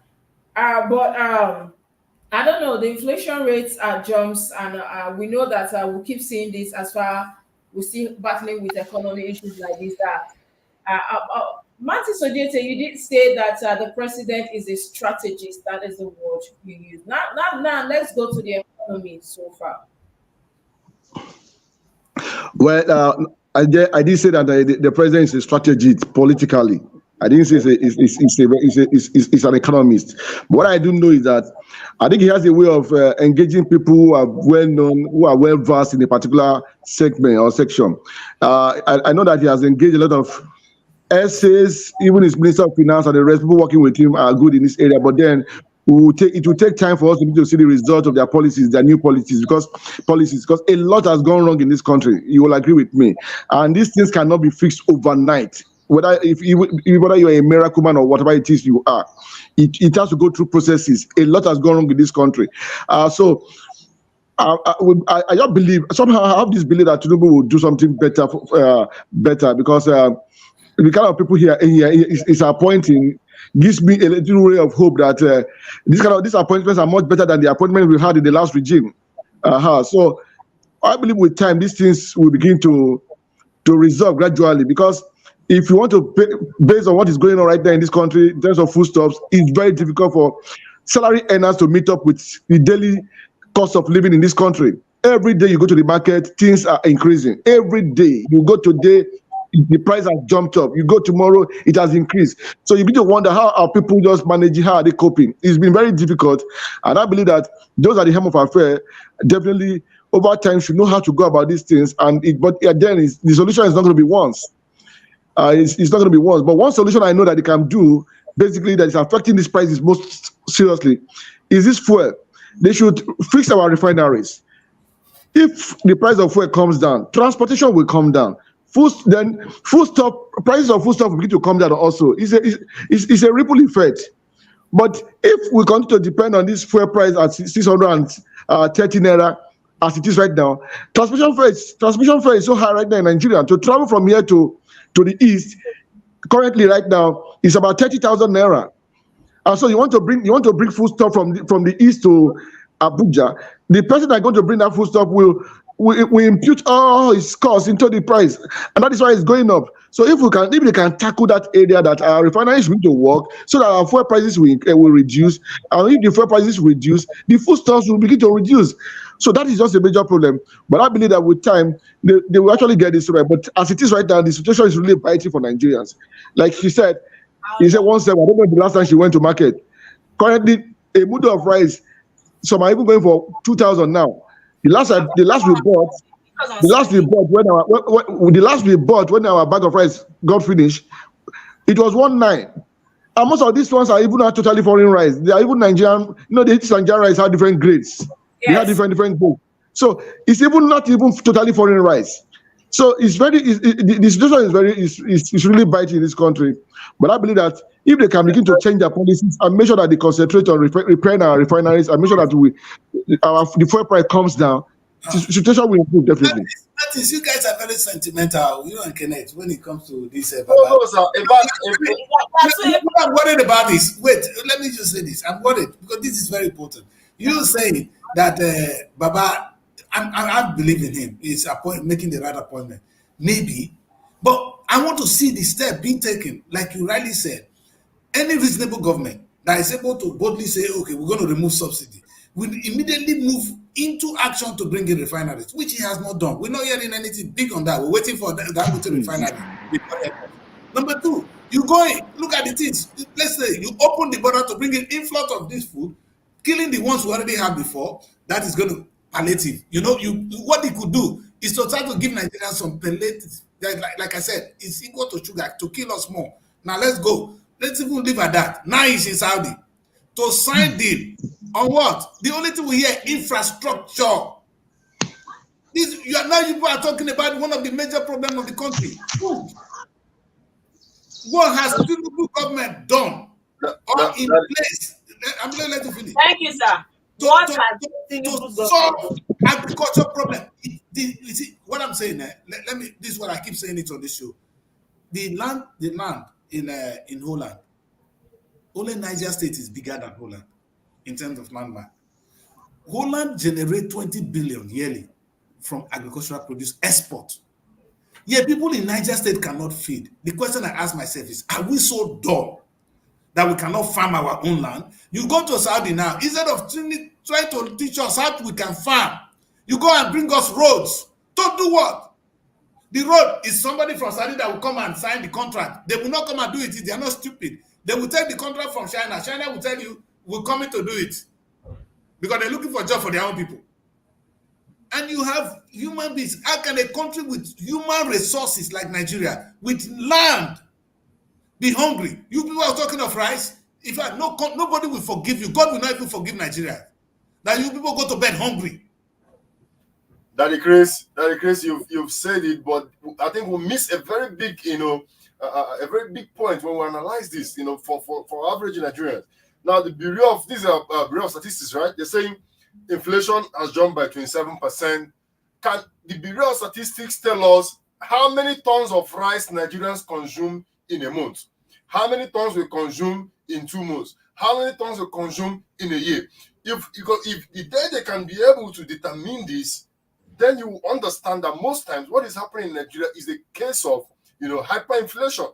People stockpile food and hide it, and they make it so costly that the case in the east where I come from, people harvest palm trees, they gather the oil, They hide it in their villages. They stock it. They say it's storage. They store it until when it's getting towards the dry season, when it's not so expensive, they bring it out to the market. At that moment, there's artificial price. You're blaming people, not government. Is the government not supposed to do that? No, See here, you know what the government do here? You know, you asked me what the government has done. Then, Chris, do you know that opening the border to allow rice during this festive period will actually work? Do you know that people are scared of going to the farm because of insecurity? Mary, So what is the government doing insecurity, about that? insecurity is a problem that government has been battling over time and again, where it cannot work in 6 months. This government is just barely 8 months in power. Let us not go there. All I'm saying is, Like the other guy said, you don't spend 8 months, you say not belly. Tinubu is a strategist. What he did was, he came in. He said, okay, what is the food prices? Every day is climbing. Why is it climbing? We are not importing. But whenever the dollar has money, our food has money. That is another problem nobody's talking about. The dollar is adding money, and then locally made rice in Nigeria is adding money. Like even the rice they call foreign rice in Nigeria, there is no foreign rice most times. It is local rice that is rebagged with foreign bags that is printed in a bag. They call it foreign rice. Let us not even go there. Okay, fine. People say don't have rice. Any government that does not have a food bank, it's like a parent that does not take care of his children. Exactly. You are an infidel. That's how the Bible describes you. When a government, they have food bank, sometimes they control the inflows of food into the market and out. When the food is too much, government will buy them and keep them. You understand? And release them so they can use it to control market prices. This is how government work. They don't allow private people to run prices of food. Food is too important to a nation. That was why Tinubu inaugurated the price control board. He did that. So that should give us some signs of a strategic man. There are things you see a man put in place, you understand that he has a plan. Which plan? What are they doing? That's what I'm saying. Is it until people finish dying in this country that you tell me that nobody will is die? and it's barely 6 months. The renewal agenda is in this country. I understand Mary, she's a woman, she's a young girl trying to live her life. The difficulty is actually getting to everybody, in as much as it sounds funny. Economy, look at, we'll just have Christmas around the corner, and I bet you a lot of family won't be able to get the usual bag of rice we do on yearly. That December. Don't worry, politicians will share rice. Don't worry, we know that politicians will share rice. Don't worry, those who are spending our money will share rice. We used to that. It's not the same thing. There's something in Nigeria that is peculiar to us that every December, even funny enough, my landlord, the house, I've been living in that my house now for like 4 years, and that my landlord is a Muslim, core Muslim. And then, do you know, there's this something the wife does as well, even though when they say Christmas is for Christians, the wife also she does that yearly shopping, that time of buying rice or buying new clothes for them. You just want them to feel that it's holiday as well. So this is not about us alone. It's a tradition, it's a custom. There's something that comes with December, with Christmas. And I'm telling you for free that a lot of family won't be able to meet up to the demands, especially of their kids. This period is as if you owe it to your kids to make sure you provide, Christmas clothes, Christmas food. There's something special about that December thing. Anyway, we'll move on quickly to the other paper we have, and that will be the Daily Times. I'm going to have. I forgot to say that our very Mountains is the publisher of Ajasa News. And is well grounded in sports. He's a sports analyst, and that is why I even brought him on the show. He will be joining us shortly, so we discuss issues bordering on NFF and of course the sports world in Nigeria. But before then, let's quickly take few stories here. And the main headline here says Kabaz emerges in Tinubu's presidency, opposition's claims, and that story is on page 4 of the Daily Times newspaper. There's a story here as well that caught my attention that says a Joe fertilizer company produces 80,000 tons of NPK, generates 15 billion naira. That story is on page 5, and that's why I didn't want to take this paper, but I saw that story. That was why I came here to take this. Now Edo is doing something amazing there. Yes. And that is the only story that actually caught my attention, because we've seen most of these stories before in the other people. This is what I'm saying, Princess. To say that we cannot produce fertilizers, what is in the ingredient of a fertilizer? Maybe our locally made fertilizer will even be better than the one they're importing, because ours may not, their own may not be even be good for our land. It is time to study the Nigerian land. Let Nigerian children come up with fertilizer that will make our thing grow. See, organically. You see, we are good with organic products. You understand? That's our comparative advantage when it comes to this international market. So if we can be producing organic stuff, then our fertilizer should be even not like the chemical they send to us to come and just overgrow food. You know? And you see, what they don't have done now, meaning we will no more be importing fertilizers if they do well. Oh God. When I say the states can save Nigeria. You see what I've just said now, Princess? Now, the people have fertilizers. Why are they not farming? You understand? And though gradually, the next government may have the vision to say, okay, let us go back to that palm thing which we used to have before that they took to Malaysia. Now we're going to be the biggest in the country. And we're going to feed Nigeria with it. That product is needed here. Red oil, banga, we eat it here. It is used for many things. Manufacturing of soap, name it. You can't get it wrong with it. So you see, these are the things I cry about every day. If a president goes out of a country and if he tells us how to bring the manufacture of fertilizer will be something, you understand? The plant will be something. You understand? If that is what we are signing, not signing infrastructure. That agrees. I really want to commend the State government for this, but let us tread carefully. Let us understand there is an election coming up in Edo. So, of course, Obaseki will be throwing a lot of things into the newspapers these days. Obaseki is leaving. He's leaving, but he will, of course, want to live on a high note so that it looks like he has done well. But he has nothing to lose anymore, Kenneth. It's not as if he's coming back, so he's fighting to be re-elected. It's only those who are fighting that they're going to do desperate things. If they don't produce this, they do these things because they want to make sure that they install. He has a problem with his deputy. Kenneth, we're going to deal with that.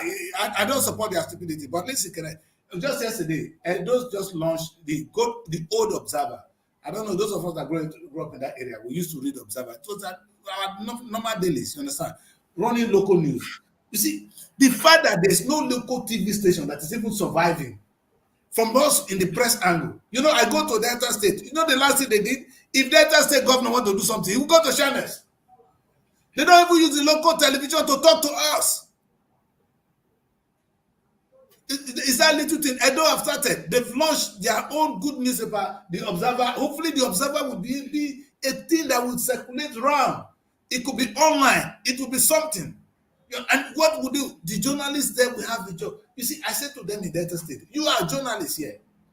Look at your television station. It's nothing to write home about. And Kenneth, it boils down to what the states can do. It's not only infrastructure. That's my pain, though. The only thing that I hear them say, I want to go and bring a light. I want to put street lights. In this time, like my former senator, all he did, A to Z, was give street light transformer. Yet we are still in darkness. We will not leave me alone. You know, we want things like this, Kenneth. It must be commended. You understand? Let them, and the bottom line, Kenneth, they made money. So if it's a lie, they made money from the fertilizer. So you see, Kenneth, even if it's a lie, let them use it to inspire others. Yes. Let other states use the same. You see, I say sometimes it's good. It also said, if you can pretend, then you can be good. I love it when you say that, Chris, that if you can pretend, because whether or not there's election, at least there's something to the state right now. That is a whopping how many billion. And so we know that money is nothing to a governor or to them, but it shows that there's something coming. And if they can do more of that, then maybe other states also. All this hunger. Yes. We'll be talking about. Imagine the people that will be employed there now. If they use the money to construct roads, which will be gone in another 1 week, but I go sweep and come on. Where will we be? But he has invested well. You know, I'm saying the state should invest. And don't forget also that our own fertilizers, will be, health-wise is even better for our produce than what we are importing. Kenneth, what we're saying that any country that does not spend money on research, our university must have research institute. than looking at the quality of our fertilizers now. Is this really good for our soil? Because the one you bring in may be a rape on our system, on our soil. Our soil is different from the European soil. The weather is different. You understand? So these are tests and tests and tests, and with time we're going to get our own. You understand? That is true. We cannot continue to think that whatever they bring from Europe is good. No, I don't even like that idea. I don't even support that idea. It's wrong now. So locally made solutions to Nigerian problems is what work. It's what? So so can I tell President when he goes there to sign paper or to sign anything, let us be sincere with it here so they hear us and do the right thing. President, you go to such a you see the whole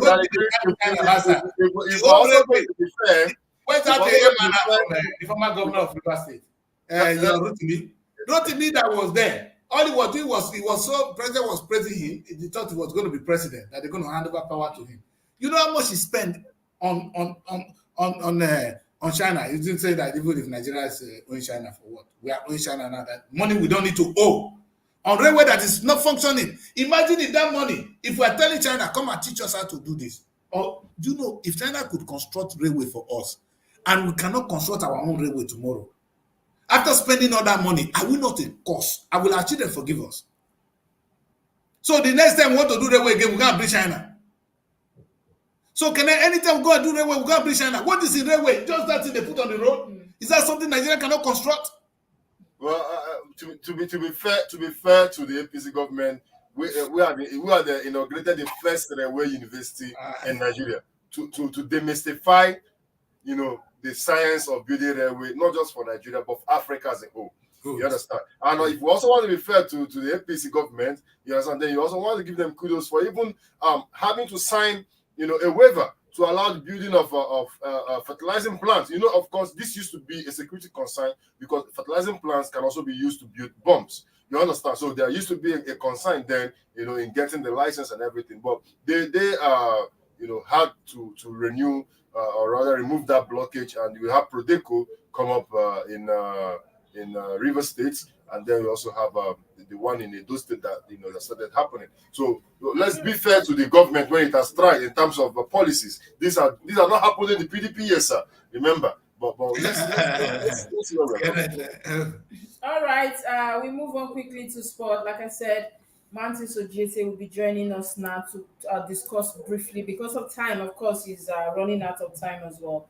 So we discuss about issues bordering on us. I hear there is, we've been hunting for a goalkeeper and other issues as regarding home-based players. Now we're going to go to sport now and take a few of the stories. And here the big headline on Punch Sports Extra. On the match again, Eagles begins 2026 World Cup quest against Crocodiles. And that story you can find on page 6 of the Punch Sports Extra. And here we have the Nigerian versus Lesotho. The venue is at Godswill Akpabio International Stadium, Uyo, and the time is 5 p.m. And here we have another story that says Obasoji's Eagle most informed keeper. And that story you can find on page 6 of the Punch Sports Extra. And here we have another story that says we'll face Eagles with winning mindset. And that story is on page 6 of the Punch Sports Extra. Pesiro, Umero's back, Uzoho despite form. And that story is on page 6 of the Punch Sports Extra. And here we have another story that says Osimhen's top Chelsea's Jan 3 months short list, and that story is on page 7 of the Punch Sports Extra. And you have another story that says NPFL Bayelsa deny Heartland first win. Doma beats Eyimba, and that story is on page 7 of the Punch Sports Extra. Kano Pillars I-2023 volleyball time, and that story is on page 2 of the Punch Sports Extra. And I think these are all the headlines I can take. And Arsenal fans, there's a story here that says Arsenal can win EPL this season. Let's see how that goes. But we have Mantis Ojete here. He's a sports, analyst to the core, and that is why I even brought him on the show today. So these are some of the headlines we're seeing today on the sports review. on the march again. Eagles begin 2026 World Cup quest against Crocodiles. Now, I want you to throw your weight on this headline. Then we'll talk about, NFF, what's happening there, what's happening with our sports and the hunts for, a goalkeeper. Okay. The Super Eagles is back on action. To qualify for the next World Cup, which is, of course, you know that last World Cup we missed it by just a whisker. We lost. We didn't lose. Actually, we drew our two when we needed a winning against the Black Stars of Ghana. And so, but then this is a different ball game. This is a different journey, and it begins today against Lesotho at the Gospel Akpabio Stadium there in Uyo. Well, the fact is that we know these days there are no longer minnows in African football, so you don't have to underestimate anything, because if you do, you might be caught with a soccer punch. But nevertheless, you can't still say that Super Eagles against Lesotho match, you will not give it to the Super Eagles, because definitely with the arrays of players we parade, we should be favorite in a match against Lesotho. My prayer is that we should not find ourselves in the same situation we found ourselves last time, where we had to wait for the last day of the qualifier to seek to qualify for the World Cup. That's your concern. So let's begin it fast and furious. Let's get Lesotho, beat them very well here in Uyo. The next match is against Zimbabwe, and the match will be played in the neutral ground, Rwanda. That gives us an advantage. And so if we can just secure these 2 wins, at least that puts us on 6 points, gives us an advantage in the group. Not that we will now begin to play ourselves in a situation where we now begin to do permutations. This one win here, this one lose there, then we can do this. No, we should go beyond that, because Super Eagles have the players to go all the way. If you look at Africa today, if by the time you count 1 or 2 players, 1, 2, 3 players in Africa, you will count Super Eagles players. We have the players, but then the problem is the coach, Pasiero.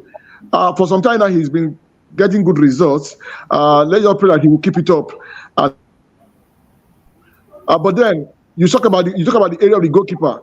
Well, I don't believe that you can just isolate the goalkeeper and just put all the fault on him. That maybe he's the reason why you didn't win or you didn't lose. The goalkeeper is a part of the general team. If the general team plays well, the goalkeeper also will play well. Though don't rule out the fact that there can be 1 or 2 mistakes here and there, which so many people have complained about Ozoha, that Ozoha is prone to mistakes. But this was the same goalkeeper I saw play against Manchester United in the Europa Cup at Old Trafford. I mean, after the match, this guy was applauded by everybody, every football lover all over the world for his performance against Manchester United. So how come when it comes to the Super Eagles, he now begins to fumble, make stupid mistakes?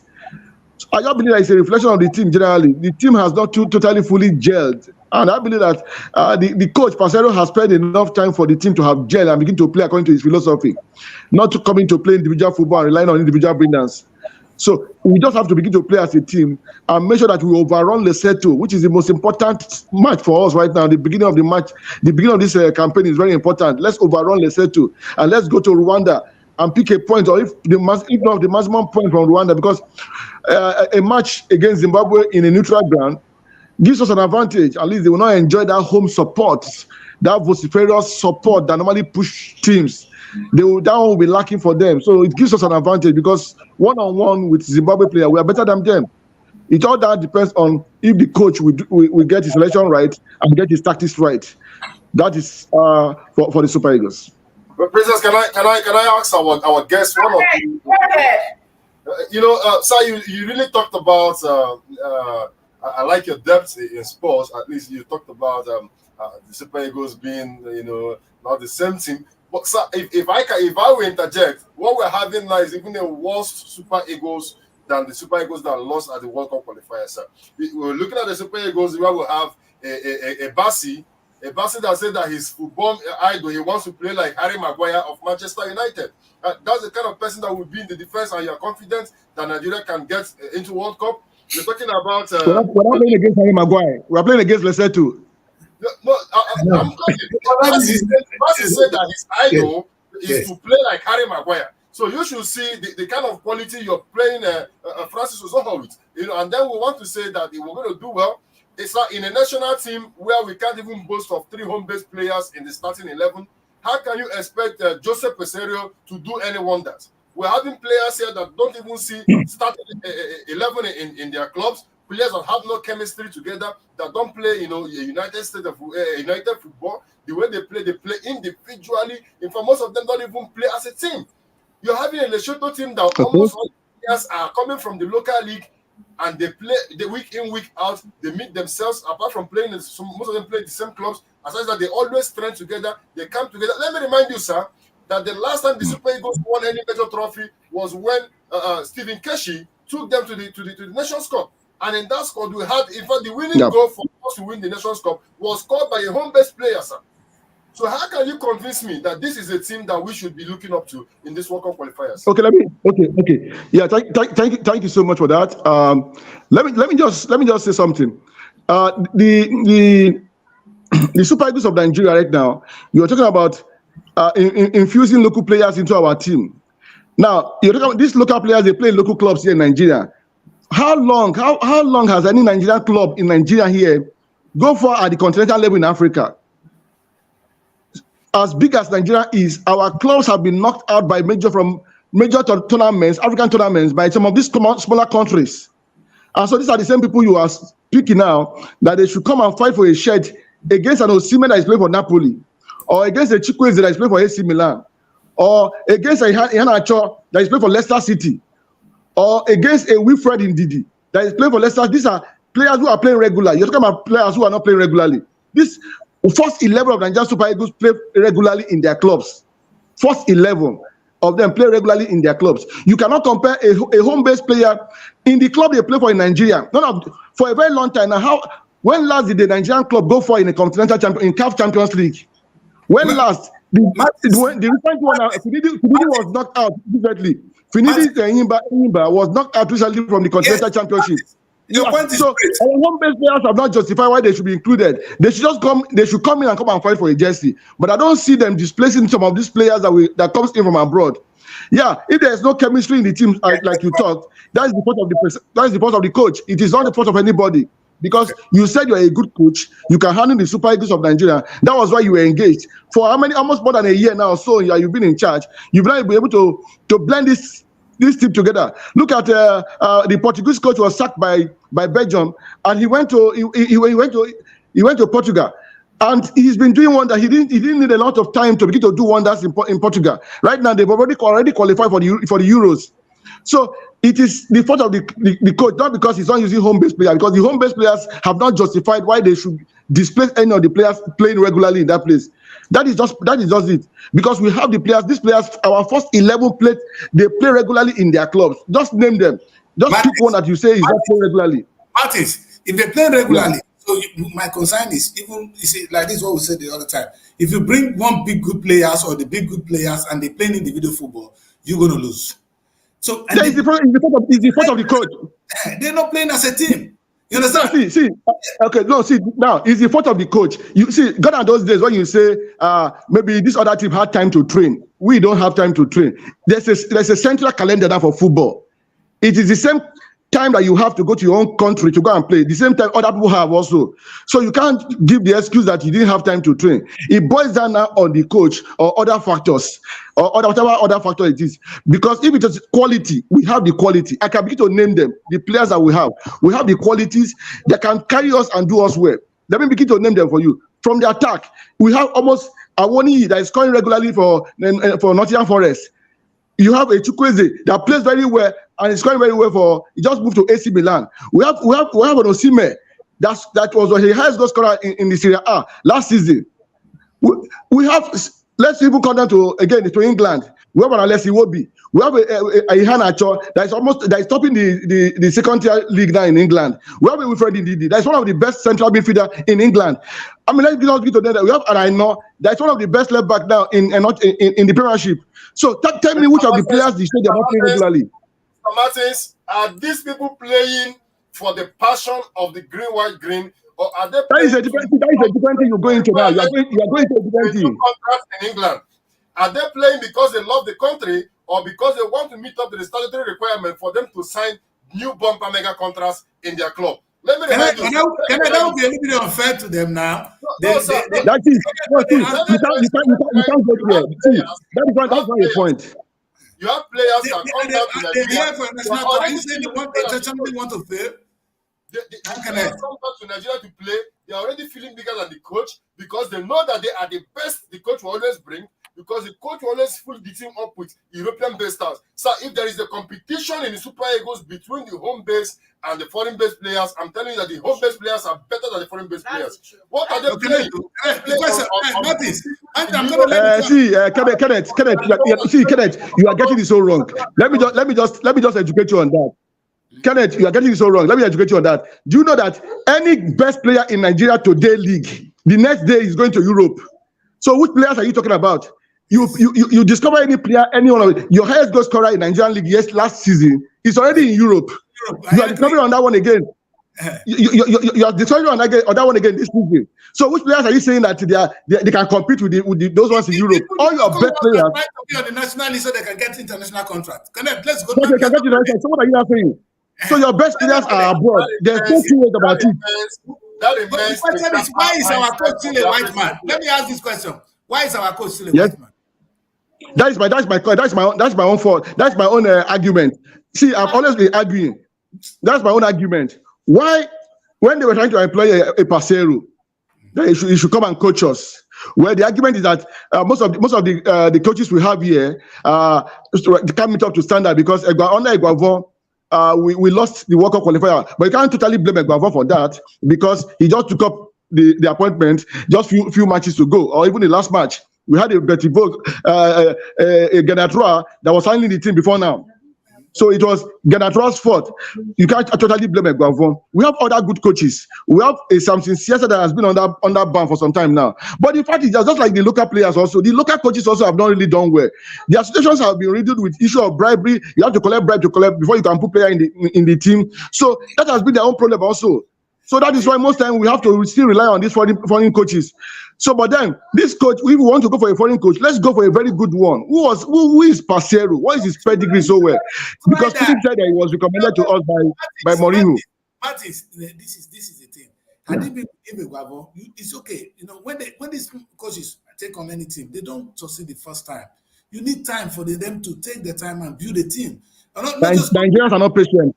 Nigerians will never be patient with you. Nigerians are not patient. Patience now in football now, people have lost patience in football. Even in clubs, you are not doing very well.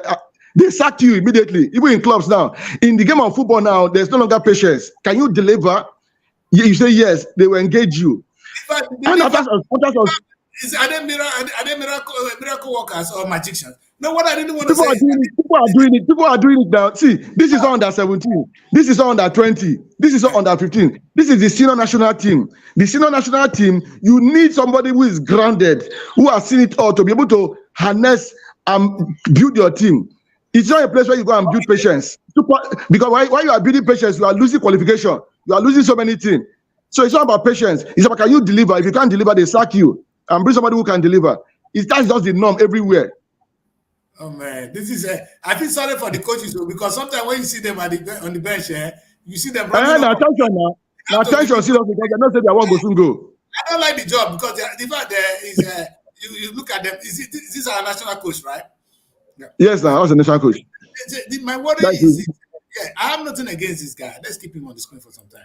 I have nothing against him. The thing is, maybe his record you guys are looking at now that's making us to hire him, not because of the color of his skin or not because he's European. Because my worry is if we give Nigerian coach the chance to grow, they're going to become great. And but you don't grow in Nigeria. You don't grow in Super Eagles. So nobody will allow you to come and grow in Super Eagles. Politics of NFF allow people to No. What I'm even thinking of now is that by the time we have a standard league, if our premiership is doing well and making money, and the coaches are now working there, you find that this is what make our league more competitive. How can we for a very long time now?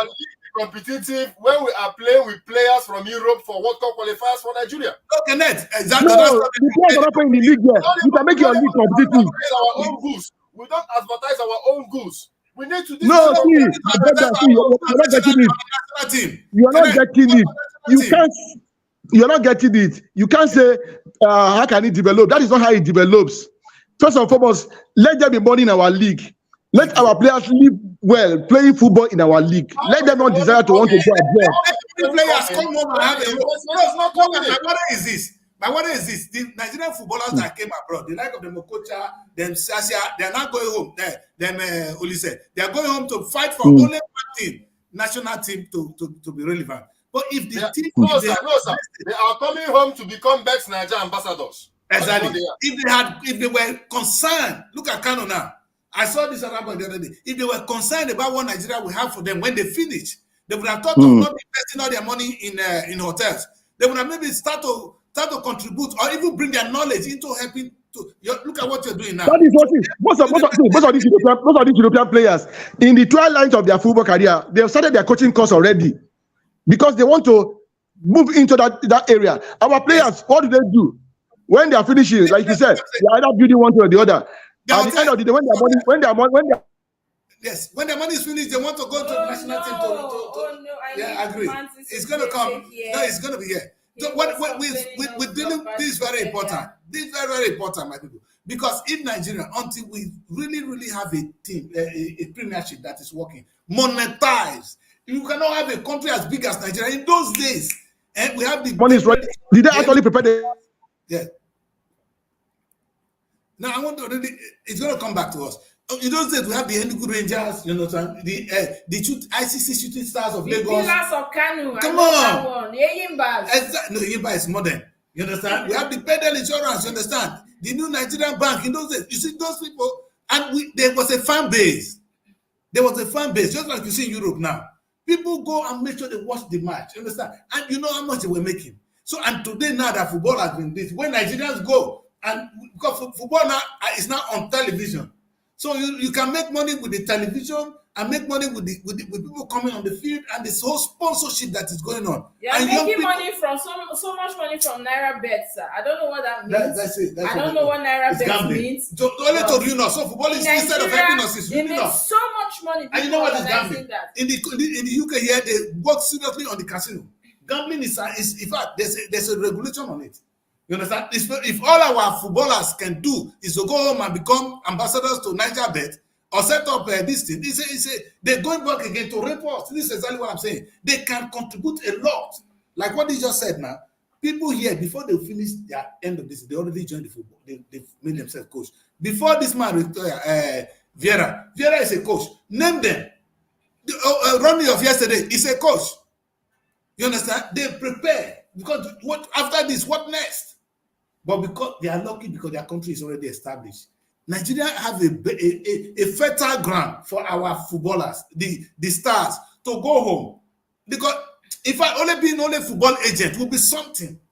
These guys go home and they live to die, only to say, I want to be in the national coach. I want to be a national coach. And then only later as well, we know that as good as the best footballer I know in Nigeria. To me, sorry, when we were growing up. Not growing up, I was already an adult. No. Where's this guy now? No, I'm not catching. I'm not catching with all this thing. All I see now is I'm not catching always behind this thing. You understand? Look at that guy is a figure. You understand? I would have come out and say, this is my experience. He said, if we can, as accomplished as he was, still accomplished, the one of the most accomplished African footballer, he cannot bring in that into the national premiership. Then it's a big concern. These are experts. We don't even need their money. We need their experience, their understanding. Look at this guy is talking from depth of experience. If then Kano would say, oh, this is how we played in Europe. This is how we were signed. This is how it worked. And then the business of premiership is what we need to learn. We don't say we want to have Nigerian premiership without learning the business of premiership. What we're doing now is a show of premiership, not the show business of premiership. Because premiership can be a big business. Like I said, you people go to church in Nigeria every Sunday. We go here to our church is football. We go to stadium. The night be our church. We know the good church. That is the only place where people in England gather. We don't gather in church. But in Nigeria, we gather in church and pray. And the next minute, you go and lose the money in NigerBet. God save us. Anyway, hopefully we'll have him back. But otherwise, I think we've, even though I wanted to hear more from him as regarding the footballer issue, the keeper issue, the hunt has been on for a long time, Kenneth. But we cannot stop this show without wishing our national team the best in sixth place. You know, we're patriotic Nigerians. This is our national team, all right? We really pray, wish them the best. We hope that by next season we have a Nigerian coach who's well grounded, because every one of us cannot be that stupid. But my fear is that, you know, Nigeria, if you know the politics in the glass house, let's start from there. And sometimes NFF itself, the politics there, it's just that they do not, their own is a problem. They do not value their own, and the one that will come, they start doing politics instead of football.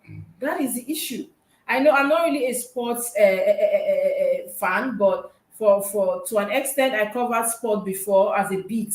And then I used to go to the glass house, and I know what was happening there. Issues, especially when we have the time we had our worry brother there. What's his name again? Amaju Pini and the rest. And so I think bringing a foreign coach, just maybe they feel like Amaju Pini spent the whole years only to go on and start to begin to go into music. Whether he can make so much entertainment. But this And is sport is entertainment. Sport is entertainment. No, Football, no. there's no Yes. entertainment Okay, that is that's bigger than true. football. That's true, but he's now focusing on music, doing concerts instead of, you know, grooming young people, catching them young, Princess, having he need to monetize football. That's it. Monetize football. The language is And monetize it. that's why he had the resources. Imagine the money he paid Davido. That Chris, we forget the major reason why these guys move into entertainment. They go there to launder money they've stolen from the Football Federation.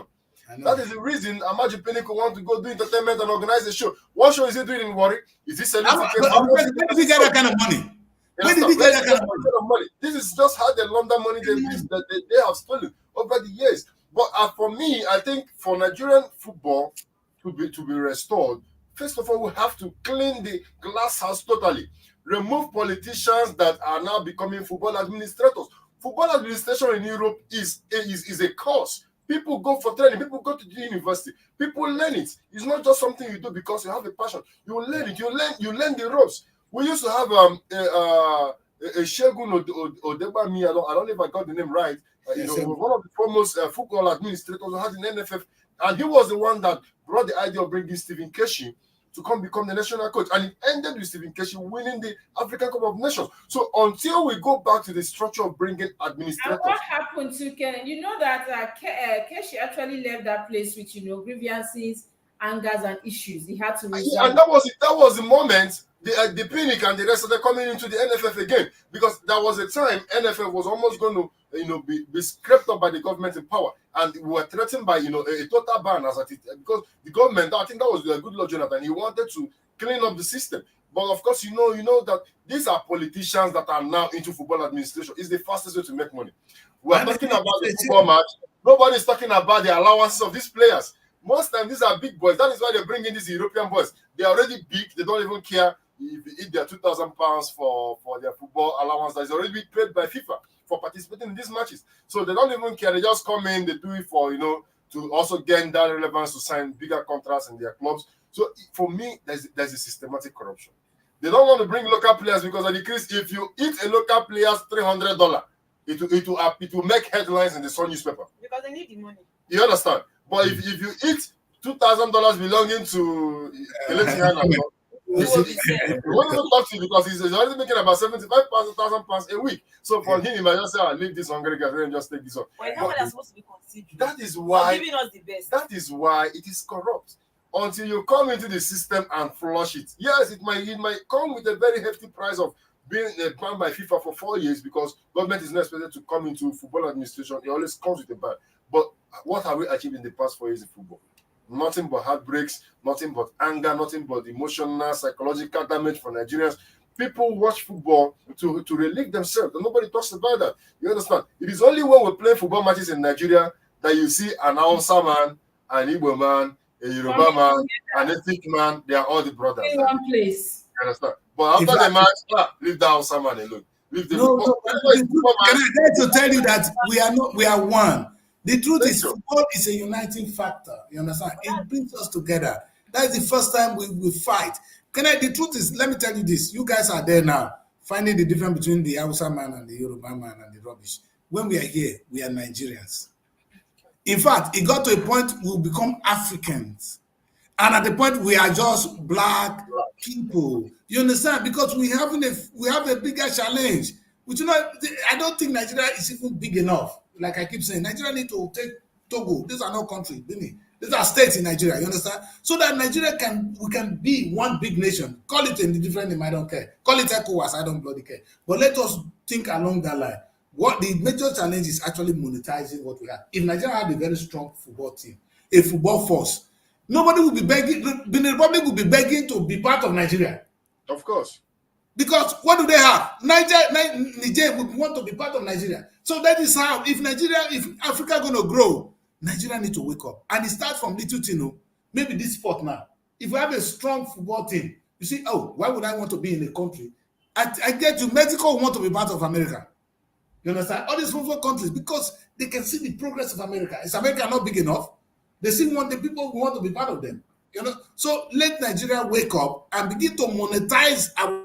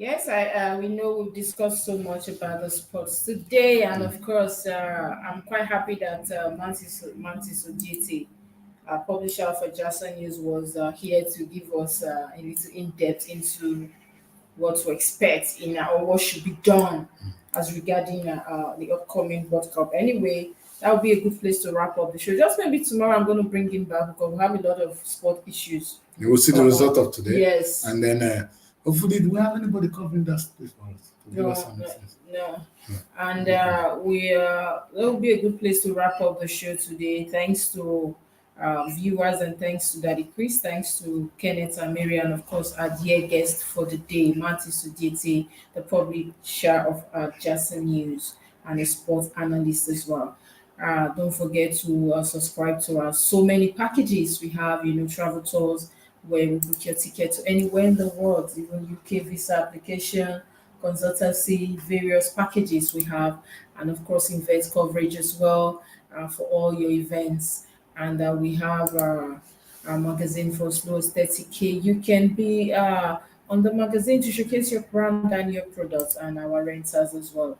Don't forget to call us on that as well. And of course, our amazing outlet for production. The place is so beautiful. We have conferences, television arena, dining, lounge. Everywhere is set for your use. All you have to do is just call us. And of course, do where to follow us on our social media handles. Follow us on Facebook, Instagram, YouTube, and Twitter. Subscribe to our YouTube. Leave us with your comments, and of course, invite others to the page as well. We see you again on the show tomorrow, hopefully. Do have yourself a very beautiful day, and remember that peace is priceless, so let's always give peace a chance.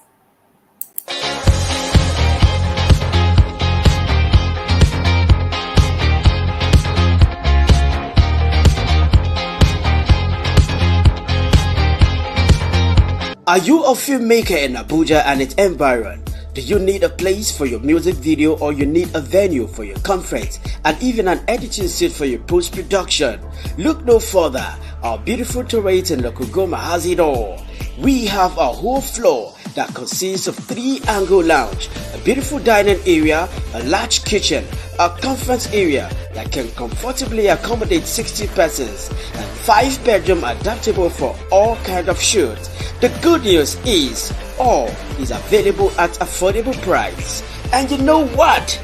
If you are a member of the Association of Movie Producers of Nigeria, you have 20% discount. So what are you waiting for? Hurry and contact us on the numbers on your screen now.